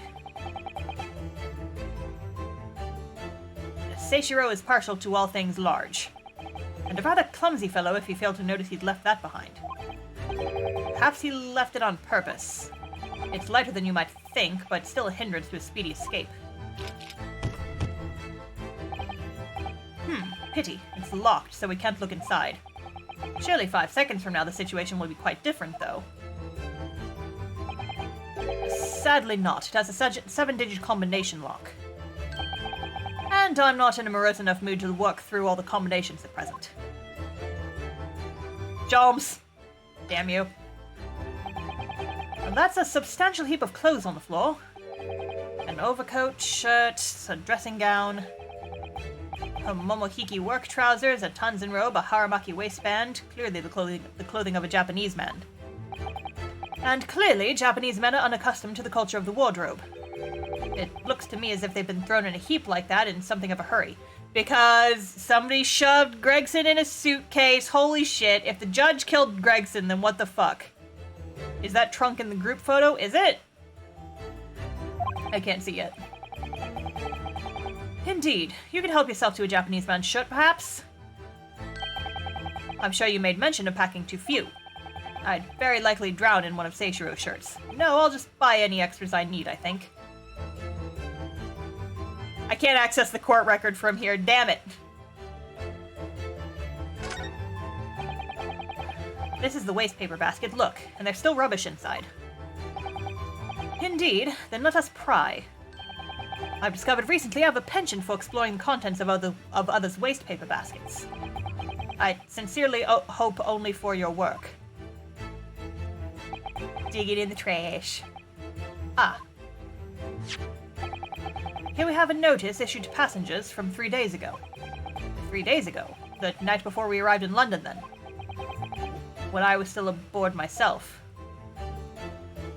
Evacuation drill notice 31st October. Following departure from the port of Dunkirk, all crew... Hey, oi, I wasn't done looking at that yet!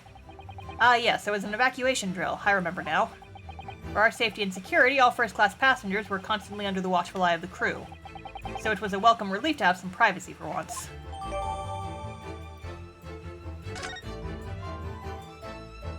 But I can't actually look at the court record right now. Fuck, I want to see what it said. Quite the exquisite glass, I must say. See here how it... Why is there still ice in it? Is something wrong, Sholmes? You've suddenly trailed off. Ice, Mikotoba, ice. What opulence the first-class passengers enjoy, chilled drinks. Pardon? Fuck! Did the judge do it?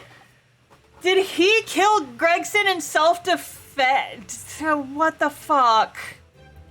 Could it be that this steamship is equipped with an electrically refrigerated cold room, do you think? Well, it is a luxury liner after all. They have enormous refrigerators for storing all sorts of lavish produce as well as ice. On our voyage from Japan, we enjoyed culinary delights from all over the world. Suddenly, Mikotoba, the sight of you is making my mouth water. What? I haven't taken on the flavor of the food I ate, you know. Sholmes, what the fuck? Uh-oh. Hi, chicken. You are still here? Ah, Abel Seaman Stroganoff. Hello again. I was beginning to think you'd never materialize. You had a waiting for me? Of course. I was expecting you to burst in with a haughty Russian profanity far sooner. I was in trouble with the captain because of trick you played before. Poor innocent chicken. It is all your fault. Ship is leaving port soon. Get off, now. Of course, we shall disembark presently, my dear fellow. But first, there's something that must be done. What are you talking about? Why, naturally. Dance of deduction.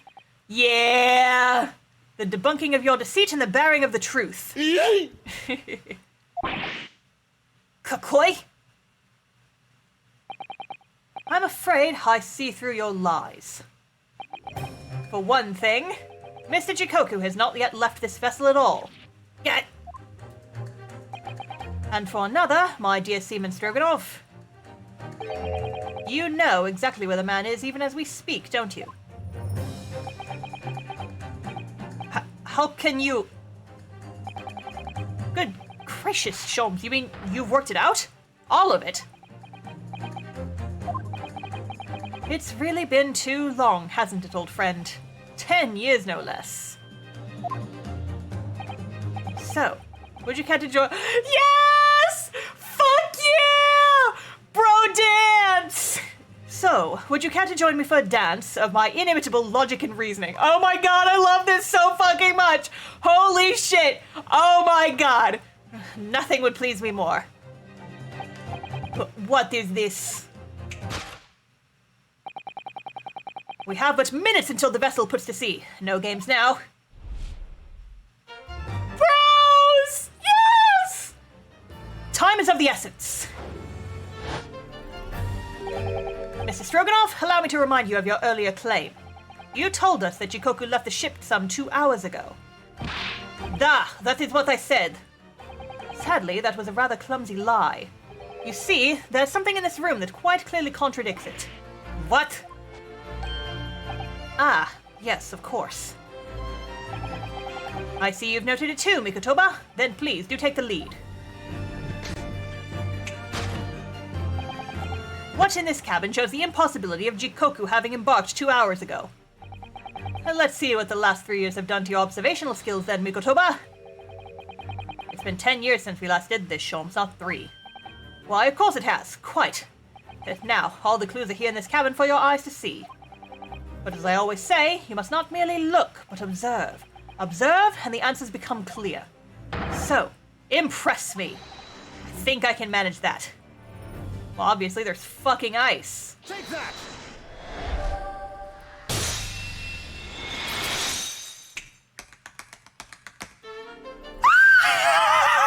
Oh my god! Amazing! Perhaps you should have cleared away that glass. How curious that the ice shouldn't have melted despite it being abandoned 2 hours ago. Gah! This is fucking amazing! It would appear that the man was here in this very cabin until moments before our arrival. With this well-chilled glass in hand. Get your mind off the refreshment, Sholmes. One might even conclude that somebody informed him of our boarding. Wouldn't you agree, Mr. Stroganoff? But why would Seishiro run from us? Before we consider that question, allow me to confirm one small matter. Would I be correct in saying that these first-class cabins of the SS Grouse are the same ones in which you and Mr. Jikoku were accommodated on your voyage from Japan? That's right, they are. I was in the cabin next door, and Seishiro was, yes, 50 days in this very cabin during our voyage. As I suspected, for you see, there are traces in this cabin of a dark secret that Mr. Jikoku had to hide. What traces? I know nothing about this. Ah, this is news to you, is it, Mr. Stroganoff? Sholmes, what exactly are you getting at? As I said, there are traces in this cabin of some nefarious activity. Something that appears out of place, which I'm quite sure won't have escaped your notice. A fucking painting covering up a bullet hole and possibly also blood. There's something out of place in here. That's the key to this, Mikotoba.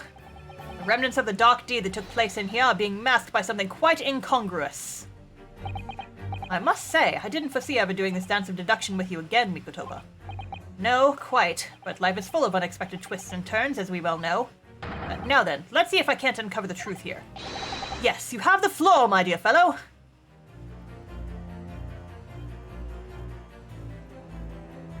Take that! You gonna tap dance again? Yeah! It's the rules of passage from this frame here. They're obviously out of place. The way they're hanging crooked on the wall, as if they were put here in a hurry. Yes, as I'm sure you've already concluded. That frame was originally over here. The size and shape are a perfect match. Duh, you are right. When did frame move? Hardly the most observant of crewmen, are you, Mr. Stroganoff? I would think your captain is quite justified in having his reservations about your reliability. Duh! Oh dear, that really seemed to touch a nerve. So, Mikotoba, why don't you lift that frame off the wall? I fucking knew it! That looks like a bullet hole. What? Who has been shooting walls? I see, the projectile has been removed. Clearly the careful occupant of this room has already disposed of it. Now then, Mr. God, I keep getting their voices mixed up, fuck. Now then, Mr. Stroganoff. I have the distinct impression that you're attempting to shield said occupant. I don't know what you're talking about. Fuck! I cannot do accents today. I don't know what you are talking about. Why would they protect Eastern Stranger? Ah, so we're talking about the same man, I see. Good. He's so short compared to him. I'm sure we can get to the bottom of this in no time, aren't you? Because there's some very noteworthy evidence that explains the reason why you're lying for the man. Yes, you've been told to keep up this pretense, as clearly shown by... I really don't know how to approach this one, Sholmes. Ah, my dear Mikotoba, simply keep first principles in mind. Study your subject from every angle, and I'm quite sure you'll see it. In fact, I'd put a wager on it. So I'm to glare at the fellow from all sides? Well, I can certainly do that. Oh. Take that!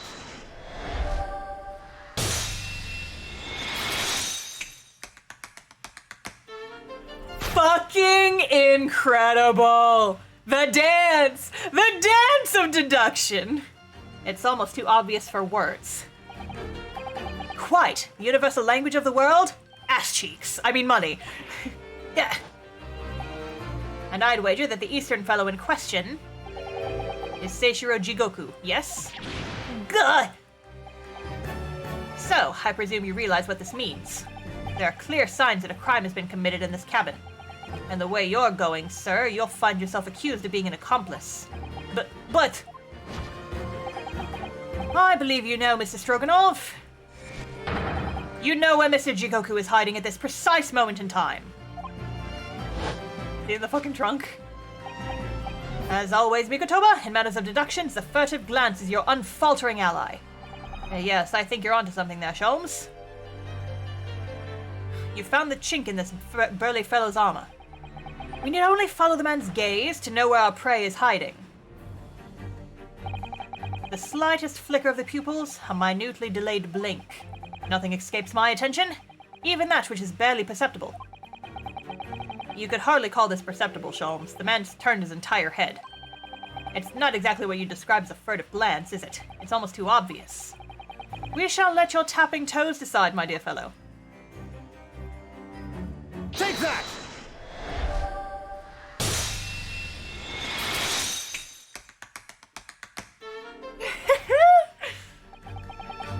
You turned immediately to look at this large trunk, didn't you? Gah! The truth is, Seishiro Jigoku was unable to escape from the ship in time, and is, at this very moment, doing his best to stifle his breath inside this trunk. It seems if he still has a breath to take, I fear he may be running dangerously low on air. I imagine he didn't count on us making a nuisance of ourselves for quite so long. I think it would be in everyone's best interest for us to open the trunk as quickly as possible. But how can we? Are you forgetting about the combination lock?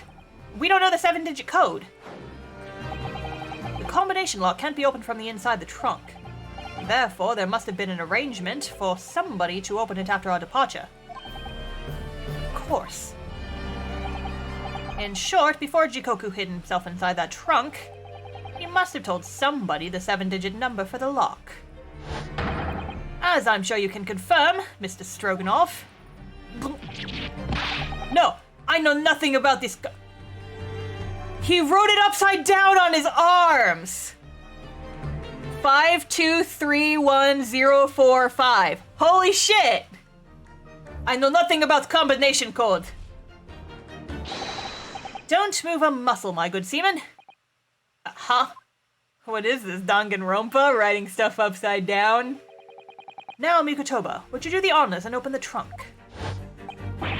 How on earth do you expect me...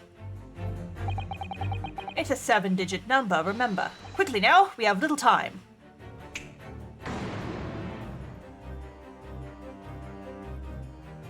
Okay, wait. Hang on. I gotta write it down so I can make sure that I'm doing this right. And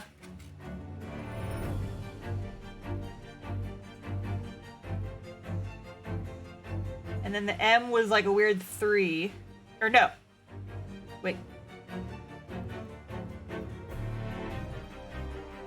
Okay, so Sholmes upside down is 5, 2, 3, 7, 0, 4, 5. Got it.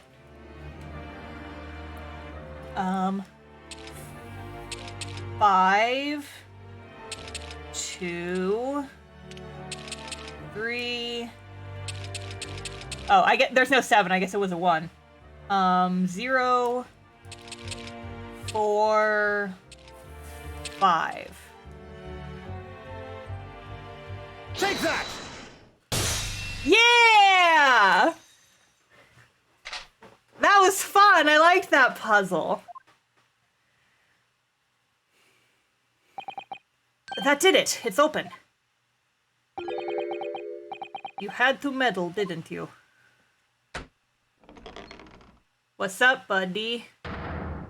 What you doing in there all curled up? Well, Eugen, you found me now. Seishiro, what the fuck? What is it with people cramming themselves into weirdly tight spaces in this game? I was really hoping beyond hope not to find you here, you know. But you're not entirely unsurprised, I take it. No, quite. I just wish it were some other way. Well, are you ever going to introduce me? Ah, your reputation precedes you, Mr. Sholmes. I've read stories of many of your exploits. Excuse my manners, Sholmes. This is Mr. Jigoku, my old friend and traveling companion. The devil is in the details, Mikotoba. I believe you meant to say your old friend and traveling companion, who made the cowardly decision to flee the country without a word to anyone when things turned sour. I see my reputation precedes me as well. What an honor. Well, Seishiro, are you going to explain all this?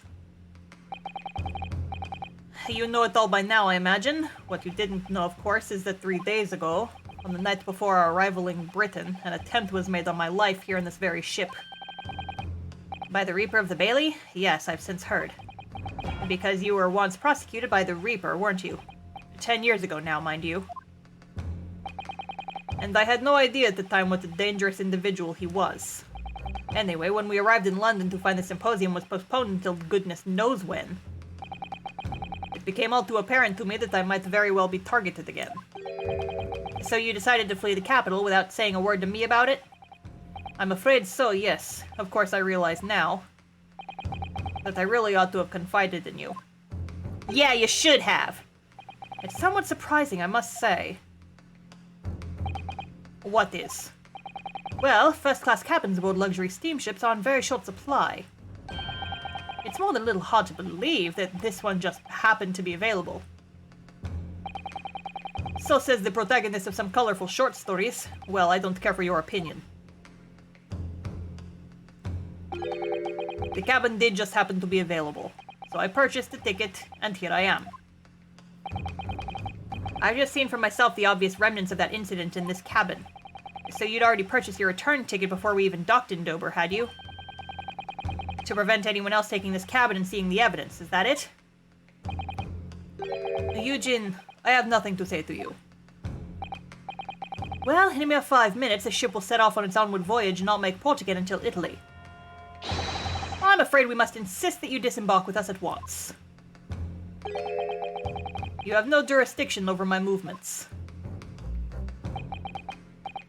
We have this, Seishiro. Take it. What is it? It's a subpoena from the Old Bailey. You're a man of the law? You know what a subpoena is! You know what the ramifications of ignoring a document like this from the British courts would be. You came prepared then, Eugen. Oh, I don't like that face as a scary face. Come on, let's go. One moment. What is it, Sholmes? Inside Mr. Jikoku's trunk. I found this rather fascinating trinket. The stopwatch! Oh, fuck, he did kill Gregson! Holy shit, holy shit, holy shit. Dude!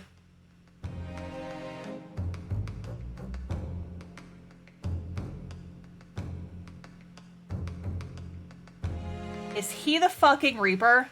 Or, not the Reaper. Is he the Professor? Did they get the wrong guy? Oh, fuck. What is that? Seishiro. I can't help you, I'm afraid. Some small component from something. But what, I have no idea. And by the look on his face, I think he genuinely doesn't know. Well, let us pocket it as a small souvenir of our brief sojourn in France.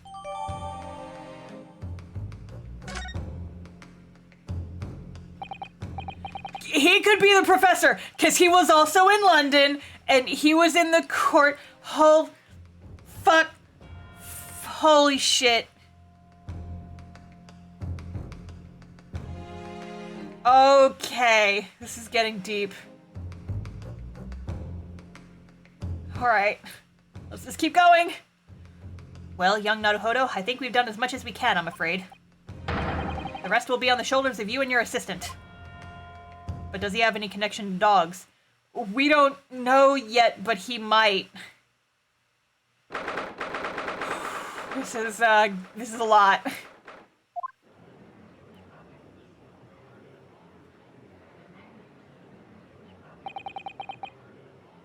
Kazuma Sogi, I know you, and I know you wouldn't lie, but still, there's no doubt that you're holding something back. You know more than you're saying. During the past 30 minutes while this court was adjourned, all possible efforts were expended. But sadly, Mr. Jikoku's whereabouts could not be ascertained. We must accept that unfortunate conclusion that the Reaper has already done the deed.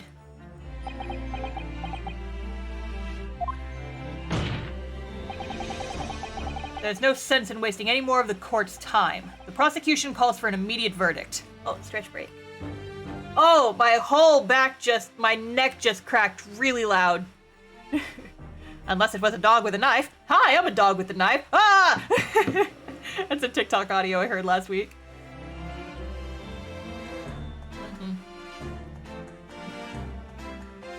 Objection! No, the trial cannot end now. You're a Japanese man, Ryunosuke.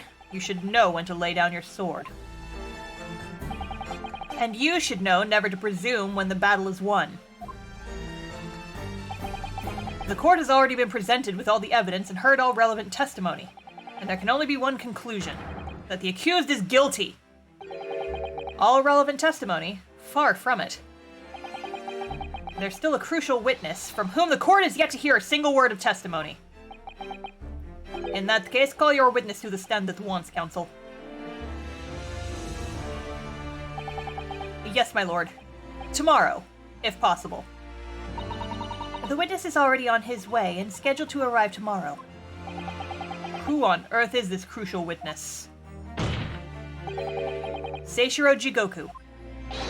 The very man allegedly murdered by the Reaper. Judge Jigoku, you found him? Yeah, we did. But the investigations of every policing resource in the capital suggest that Jigoku is already dead. Well, luckily, Sholmes ain't a cop! How in the name of God did you find the man? He was located in France during the recess, at the port of Dunkirk. Thanks to one of Mr. Herlock's Sholmes' famous deductions. Herlock Sholmes. Inspector Gregson almost certainly met with Mr. Jigoku on the night of his death, because along with Prosecutor Sogi, Gregson was on a mission to assassinate the man. Luckily, Sholmes ate a cop. Hum gum gum. Delicious. Which means that Seishiro Jigoku is the sole witness. who can clarify exactly what happened aboard the SS Grouse on the 31st October.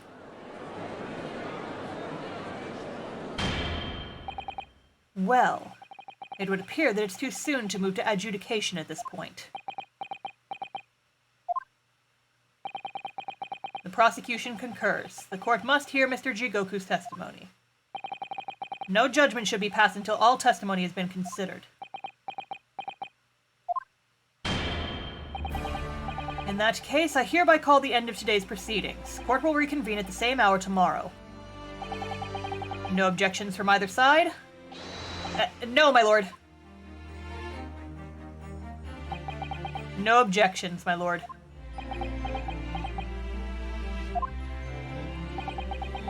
We live to fight another day. By the skin of our teeth. Holy shit, this is tense. Fucking hell. I love this, but it's so tense. Ah!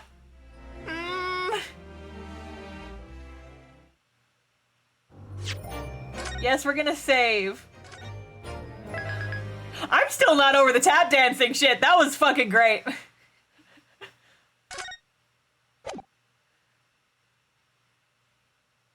Imagine if you don't finish. No, fuck that. We're finishing before Awa, okay? We're doing this shit.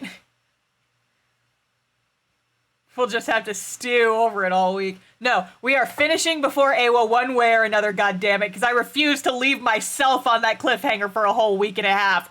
Ah! The unexpected halt of proceedings sent a clamor around the courtroom. But outside the Bailey, where Londoners knew nothing of the secret trial within, it was a typical still night. Then, at a little past 8 o'clock that evening, Mr. Sholmes and his partner returned to Baker Street.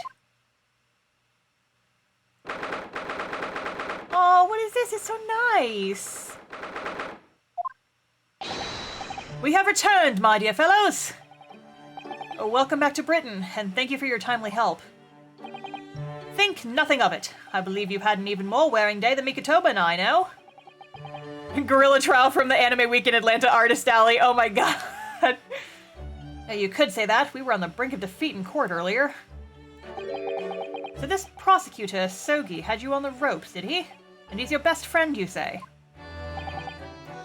Well, he's not really the man I knew in Japan anymore. Kazuma's changed. 24-hour Artist Alley stream. Oh, Mr. Naruhodo. I mean, it's incredible to think that he'd even entertain the idea of acting as the Reaper's assassin. Well, nevertheless, you must introduce me.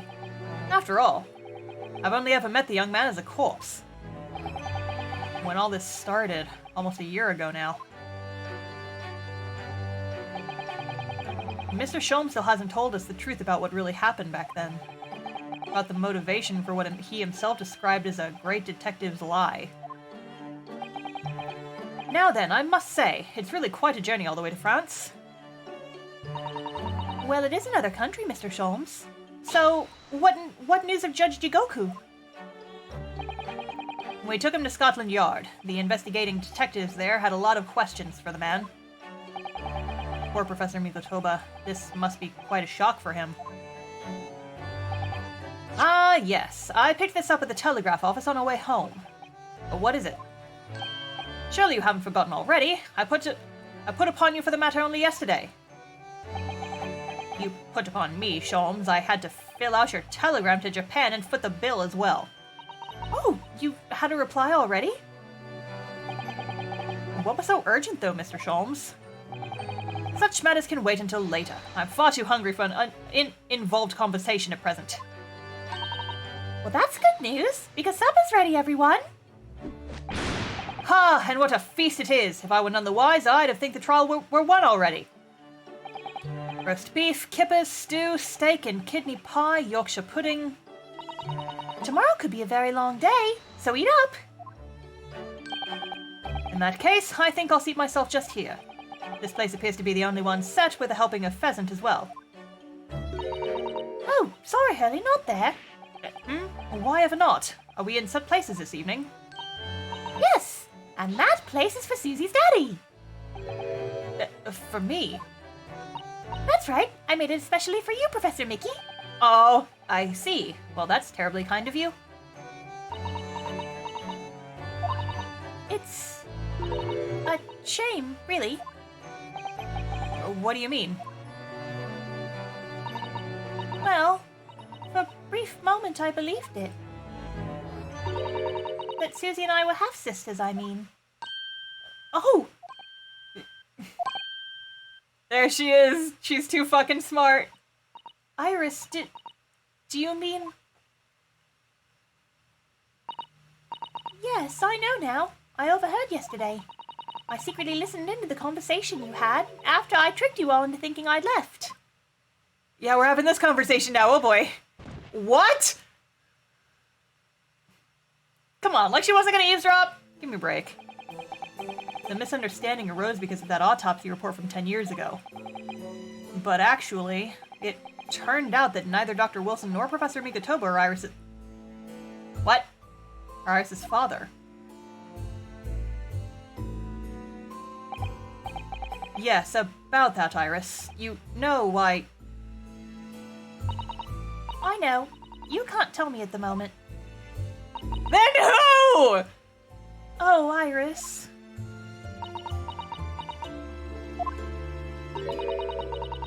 I know, we're running out of characters! Who the fuck is her dad? The pheasant is by way of an apology. I'm sorry for eavesdropping. Oh. No, that's quite alright. Then why don't I get any apologetic pheasant? So just who is Iris's father? I suppose that's not something we'll be finding out today. So then, let us dine while our largely pheasantless plates are still piping hot. A fine idea, Sholmes. It looks absolutely delicious. Eat as much as you like. There are always seconds. This could be our last chance to ask questions before tomorrow's trial. About that telegram from Japan and about Kazuma. Can't let this opportunity slip away. There's no fucking way it's Van Zoinks. He was like 18 at the time. Sholmes. Sholmes sits on couches the same way that I do. Oh. Bud. Oh, wait, that's not what I meant to press.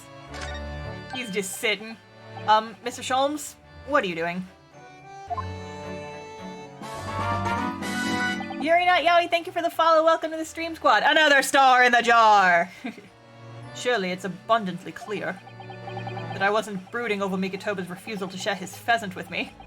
Nevertheless, I feel the need to withdraw from the social circle for a while and look on with hungry eyes. Sorry, Hurley, but I cooked that pheasant especially for Susie's daddy. Even though I've played the role of father to you for far longer. Mr. Sholmes, could I discuss some things with you? Certainly, my dear fellow. I find myself quite in the mood for a spell of conversation. Good.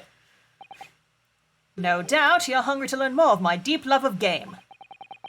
I can probably contain my curiosity on that one. You needn't look at me in that fashion. In what fashion? It seems that before we discuss the pheasant, we have some rather unpheasant matters to discuss.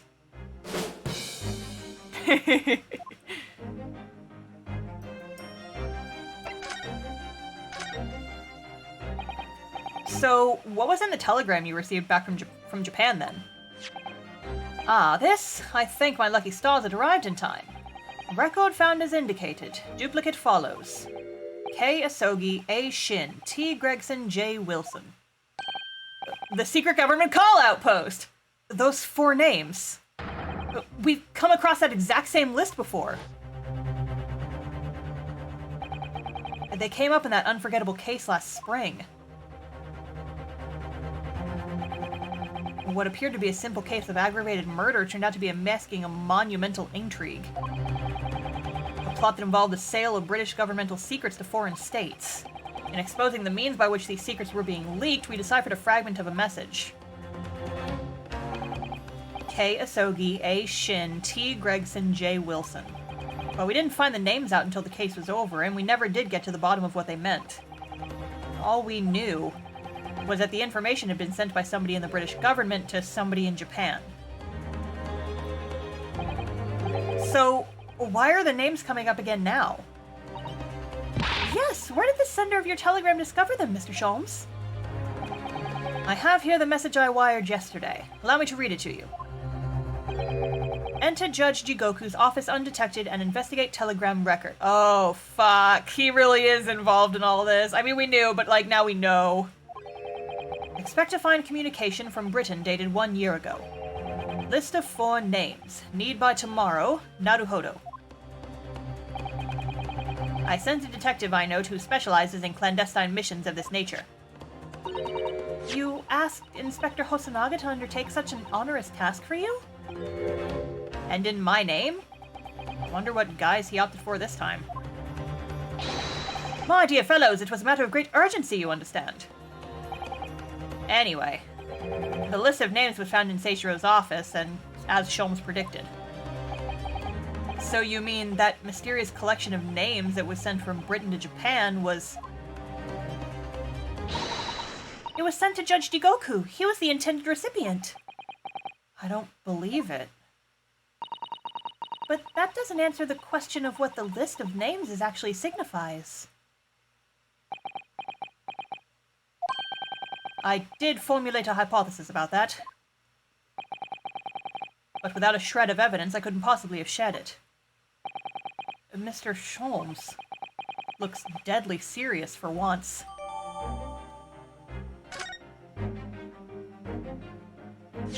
Well, wait, I want to see it. Not examine.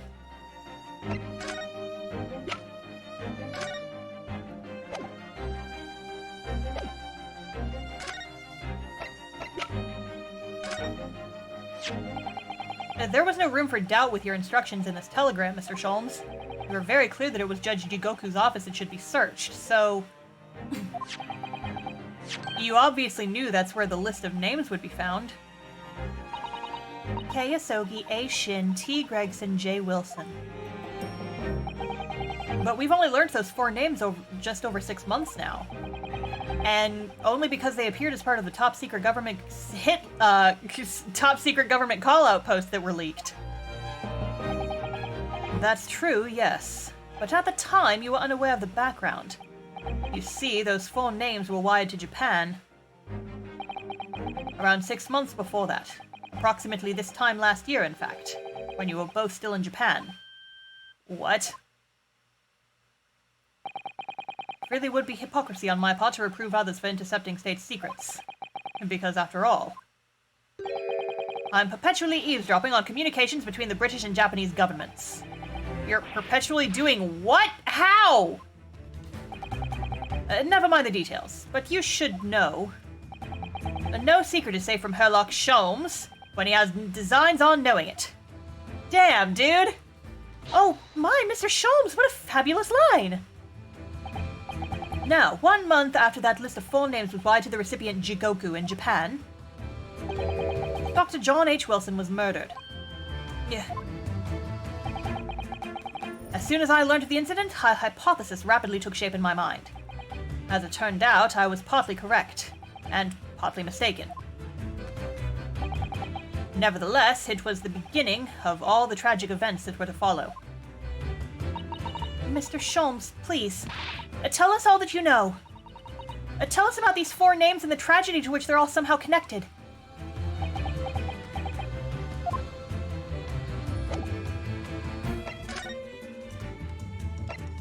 Okay, I guess he'll tell us later. We have to talk about Kazuma first. That tragedy we had to go through on the SS Buria. It was all for nothing. Kazuma wasn't dead at all. But if he had known about the secret government call-out post that early, then that's what... The dude's a fucking genius! You were completely taken in by the lie you told us. Or we were completely taken in by the lie you told us. Your great detective's lie. I took no pleasure in deceiving you. However, at the time, All that concerned me was preventing the young man's study tour from taking place, whatever the cost. What? I capitalized on the events that transpired to see that he was sent back to Japan. His remains, you mean? Precisely, Miss Susato. And then, I made sure that somebody else was sent to Britain in his stead. Oh, my! You mean... The arrangement between our two countries was already in place. One university student lawyer and one judicial assistant to be accommodated on a study tour. In other words, by arranging someone else to fill the place originally intended for Mr. Sogi, I would successfully prevent the man from arriving on our shores for several years at least. Wait, do you mean to say that it was all in aid of stopping Kazuma coming to Britain? That's why you... Think back, Mr. Nodohodo. Was it not somebody who quite casually urged you to continue on the voyage to England? The terms of this study tour were negotiated by the Department of Justice in both Great Britain and Japan. In the light of Mr. Sogi's unfortunate death, I'm afraid the study tour can no longer go ahead.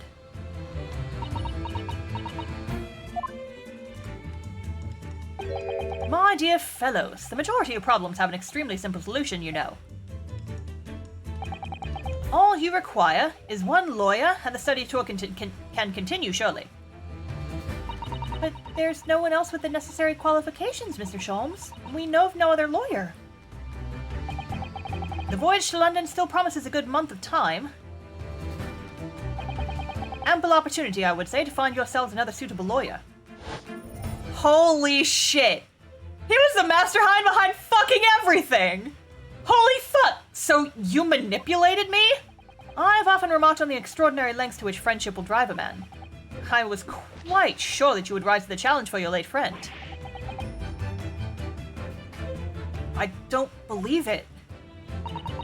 But if it was all contrived... I mean, what happened was treated by the authorities as a murder. A woman was mistakenly arrested as the perpetrator. What do you suppose became of her? Naturally, I didn't allow the misapprehension to have any serious repercussions.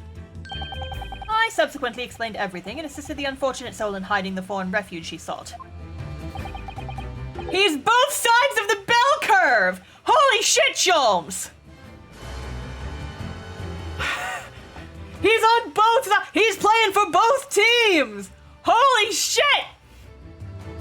I seem to remember Miss Susato and I had some rather strong words for her. Well, she was certainly not devoid of all guilt. She deserved every word, I'm sure. I wonder if she made it to America then.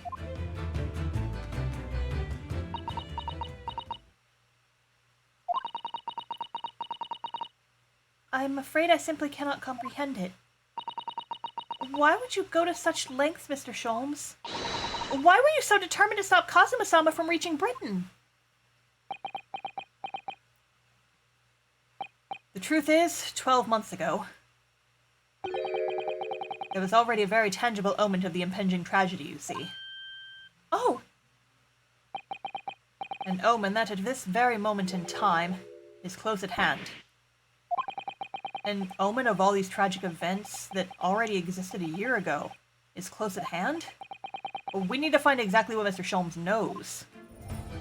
He is playing for both sides of the bell curve. I cannot believe this shit. Oh, hydrate. Probably a good idea. I've been screaming a lot.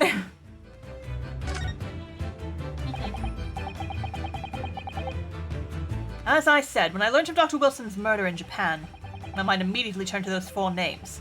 Because you see, there's someone else on the list who I believe to be recently deceased. What? Who? A Shin, as it was transcribed into the Japanese script. In actual fact, Miss Asa Shin. That was a familiar name to me. She was a professional killer, well known among London's unsavory classes. Oh, I see. But she had completely vanished from existence several months before Wilson's murder. So I came to the logical conclusion that she herself had been killed. And accordingly, I became fearful for the lives of the remaining two persons on the list. Kei Asogi and T. Gregson. Owing to our proximity, I decided to take measures to protect Gregson myself. But I determined it would be safest if young Asogi were to stay away from Britain. Ah, so that's why you went to such lengths to prevent his study tour from going ahead. And that would explain why he was on the ship in the first place. Because he was there specifically for that. Holy shit. Exactly. So, you already knew who Kazuma-sama was, Mr. Sholmes? Oh yes, Sholmes and I have exchanged correspondence for years. I'd recounted many tales about Asogi to him in my letters, and the news of Dr. Wilson's death, of course. Oh. So, Dr. Wilson is dead then? I didn't know. Oh, Iris. I know he wasn't my daddy, but still. That's very sad. But who is her dad? Who is her dad? Sholmes isn't actually her dad, is he? Wait, hang on. I wanted to check something while we were playing the game. Okay, so he's like 10 years older than Sholmes. I was curious. 9 years, I guess. Look at my buddy boy. Look at his fucking face. I want to pinch his cheeks and slap his ass. Okay. Redact that from the record, please.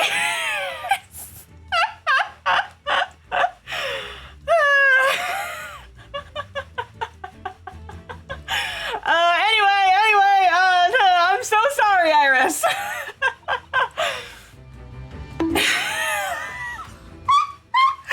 My chapel, y'all are never gonna let me live that down. No, don't clip it. No.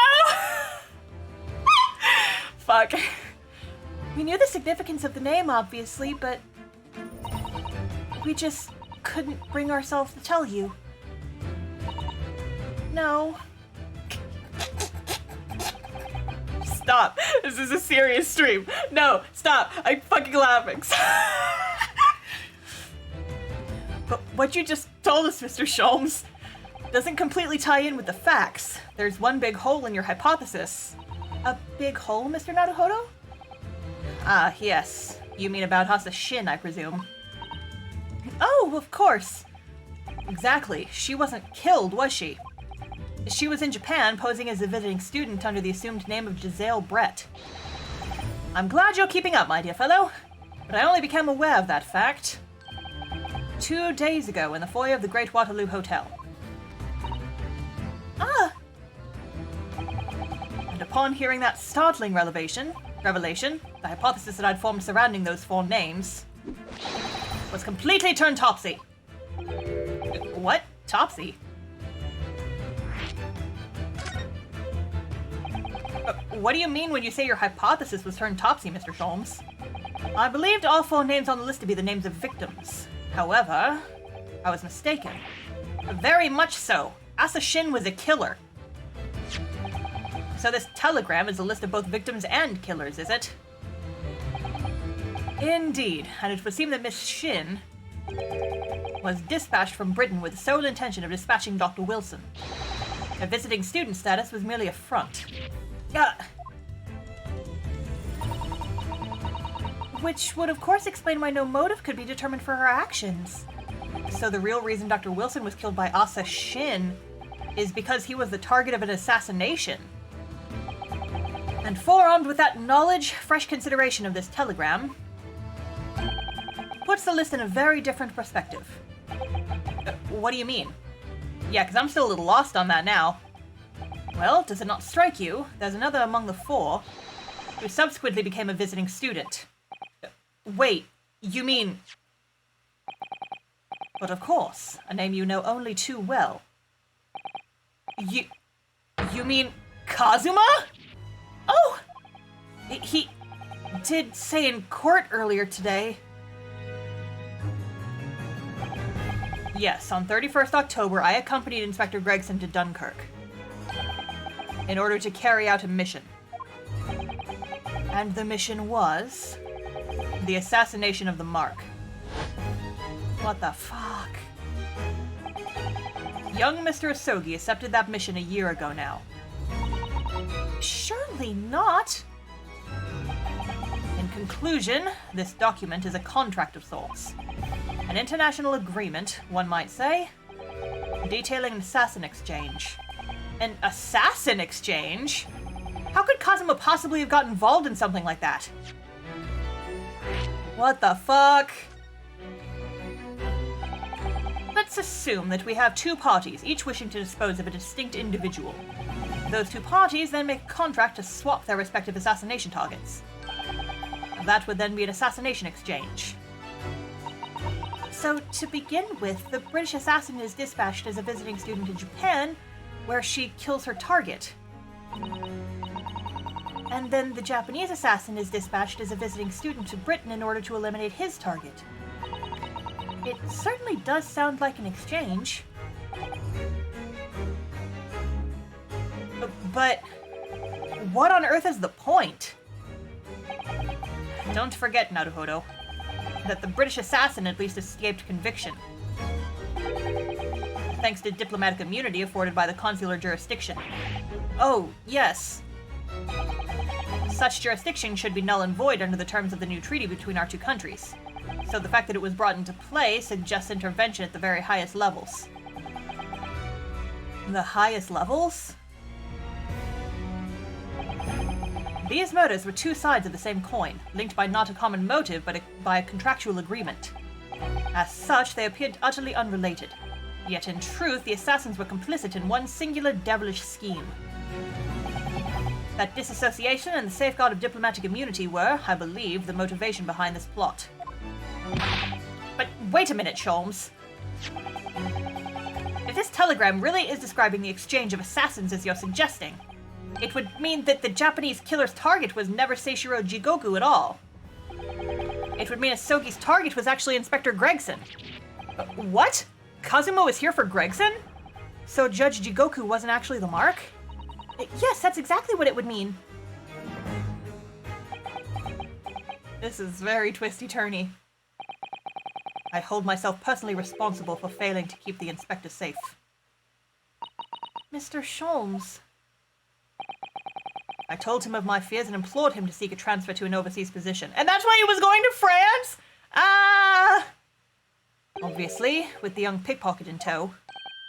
Yes, Gina. Come to think of it, Inspector Gregson did mention that to us at the Great Exhibition. That he'd been transferring to the Paris police and taking Gina with him. But without informing me, he engaged in one last assignment, it seems. And sadly, it turned out to be his very last. This is too much to take in. Jeez-ois. All right, everyone, that's quite enough of all that serious talk for one day. Isn't it, Hurley? I mean, look at the time. Ah, quite right, Iris. We must conclude our preparations for tomorrow. What preparations? What crazy shit are you guys gonna do now? Well, I think I shall make my way back to my hotel room now. This has certainly been a night to remember. It is a little bit sad, though. I mean, I like the idea of you being my daddy. Because then Susie would have been my big sister. I'm sorry, Iris. I know, Iris. I was thinking quite the same thing. Were you? But if somebody like me would be worthy, I would be delighted to become your sister. Oh, okay. This is good. This is good. I'm adopting her. What? Really? Oh, yes, without question. So, you'll teach me all the ways you know to throw Rudo to the floor. No. Yes, of course. It would be my pleasure. You don't have to agree quite so readily. Oh, but wait a minute. If Susie's going to be my big sister, you could be my big brother if you want, Rudo. Found family dynamics. I love this shit. Fuck yes, this is entirely my jam. I love it so much. I mean, yes, of course. If you'll have me, I'll gladly be your brother. Well done, Iris. We must always be mindful of feelings. I've raised you so well. Oh, this is so fucking cute. Because being sensitive is your strong suit, naturally. God, I love this. Right, I'm going to work extra hard for tomorrow now. Because it's for my big brother and sister. Oh! This What's all this talk about preparing for tomorrow? Preparing what? You'll just have to wait and see. Oh. Good luck in court tomorrow. I'm expecting a sterling performance. I'll do my very best, of course.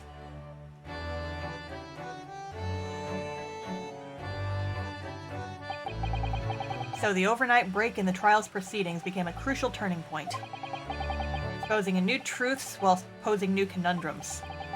That list of 4 names on the telegram in Judge Jigoku's office, and the extraordinary assassination plot in which my best friend had somehow become involved. I felt as though I had been plunged into an even greater darkness all of a sudden. But at the same time, I felt sure I would see the light again soon. Oh, look at this weird little family! Because I was lucky enough to have... Oh, right, hang on. We wanted to look at the suitcase, right? Sorry, I just remembered that. He's got the fucking trunk. There it is. Yeah. I knew there was going to be something fucky when they gave us that photo. They're like, here's a photo. The commemorative photo added to the court record. If it gets added to the court record, it's never good. Because that means that shit's gonna come up as evidence. Danger. I'm looking at some danger with mine eyes. A family of complete weirdos, yep. Because I was lucky enough to have most one. Oh my god! I love this too much! It's hitting all of my found family adoration feels.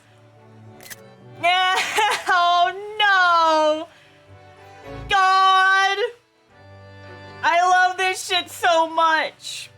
Oh, look at this little family. Fuck. I was so hoping they'd like actually use the word at some point before this game was over, because they're a family. Fuck you, they're family now. Ah. The most wonderful family in the world standing steadfastly behind me. So fucking cute. Phoenix also had a habit of adopting folks in the original trilogy. Listen, we'll get there. Yeah, can we just like shove Van Zoinks in on the side? And we need to have a conversation with Kazuma, but I mean, hopefully he can squeeze in there.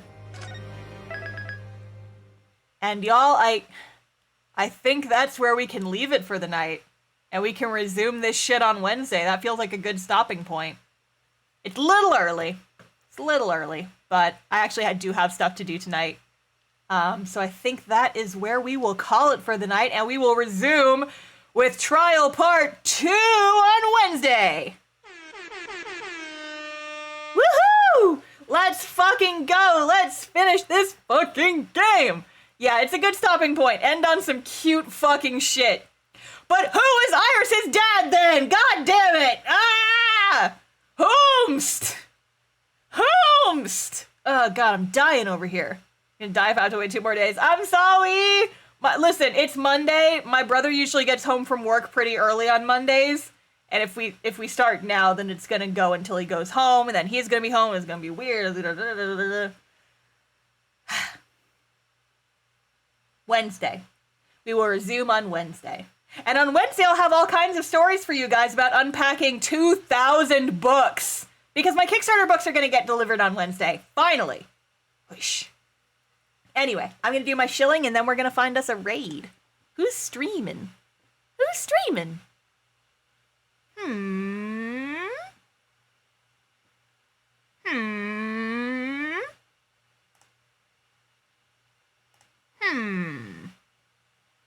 It looks like Spectissa is streaming. She is playing a game.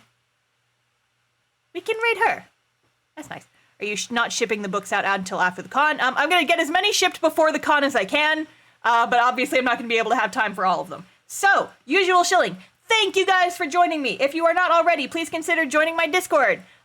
We have a, it's mostly for my comic, but we also do have a new collection of channels in there for streaming, and also posting Ace Attorney memes, and other sorts of things. Also, you can follow me on Twitter. I have 2 Twitter accounts, one for, like, specifically for streams, and one for, my everything. So you can follow me there. If you like Ace Attorney and you want some Ace Attorney stickers, I have Ace Attorney stickers on my store. And I will have charms available after Anime Weekend Atlanta is over. And then one more thing. I wrote a heckin' book. And I'm gonna get them on Wednesday. So if you want to know, hey Star, what book are you getting? It's that one. Okay, I'm gonna go ahead and leave. When you guys get to Spectus' stream, make sure to yell Star Raid and then say something nice. I will see you guys next time. Thank you for joining me for this clusterfuck, and we'll see you on Wednesday. Woohoo!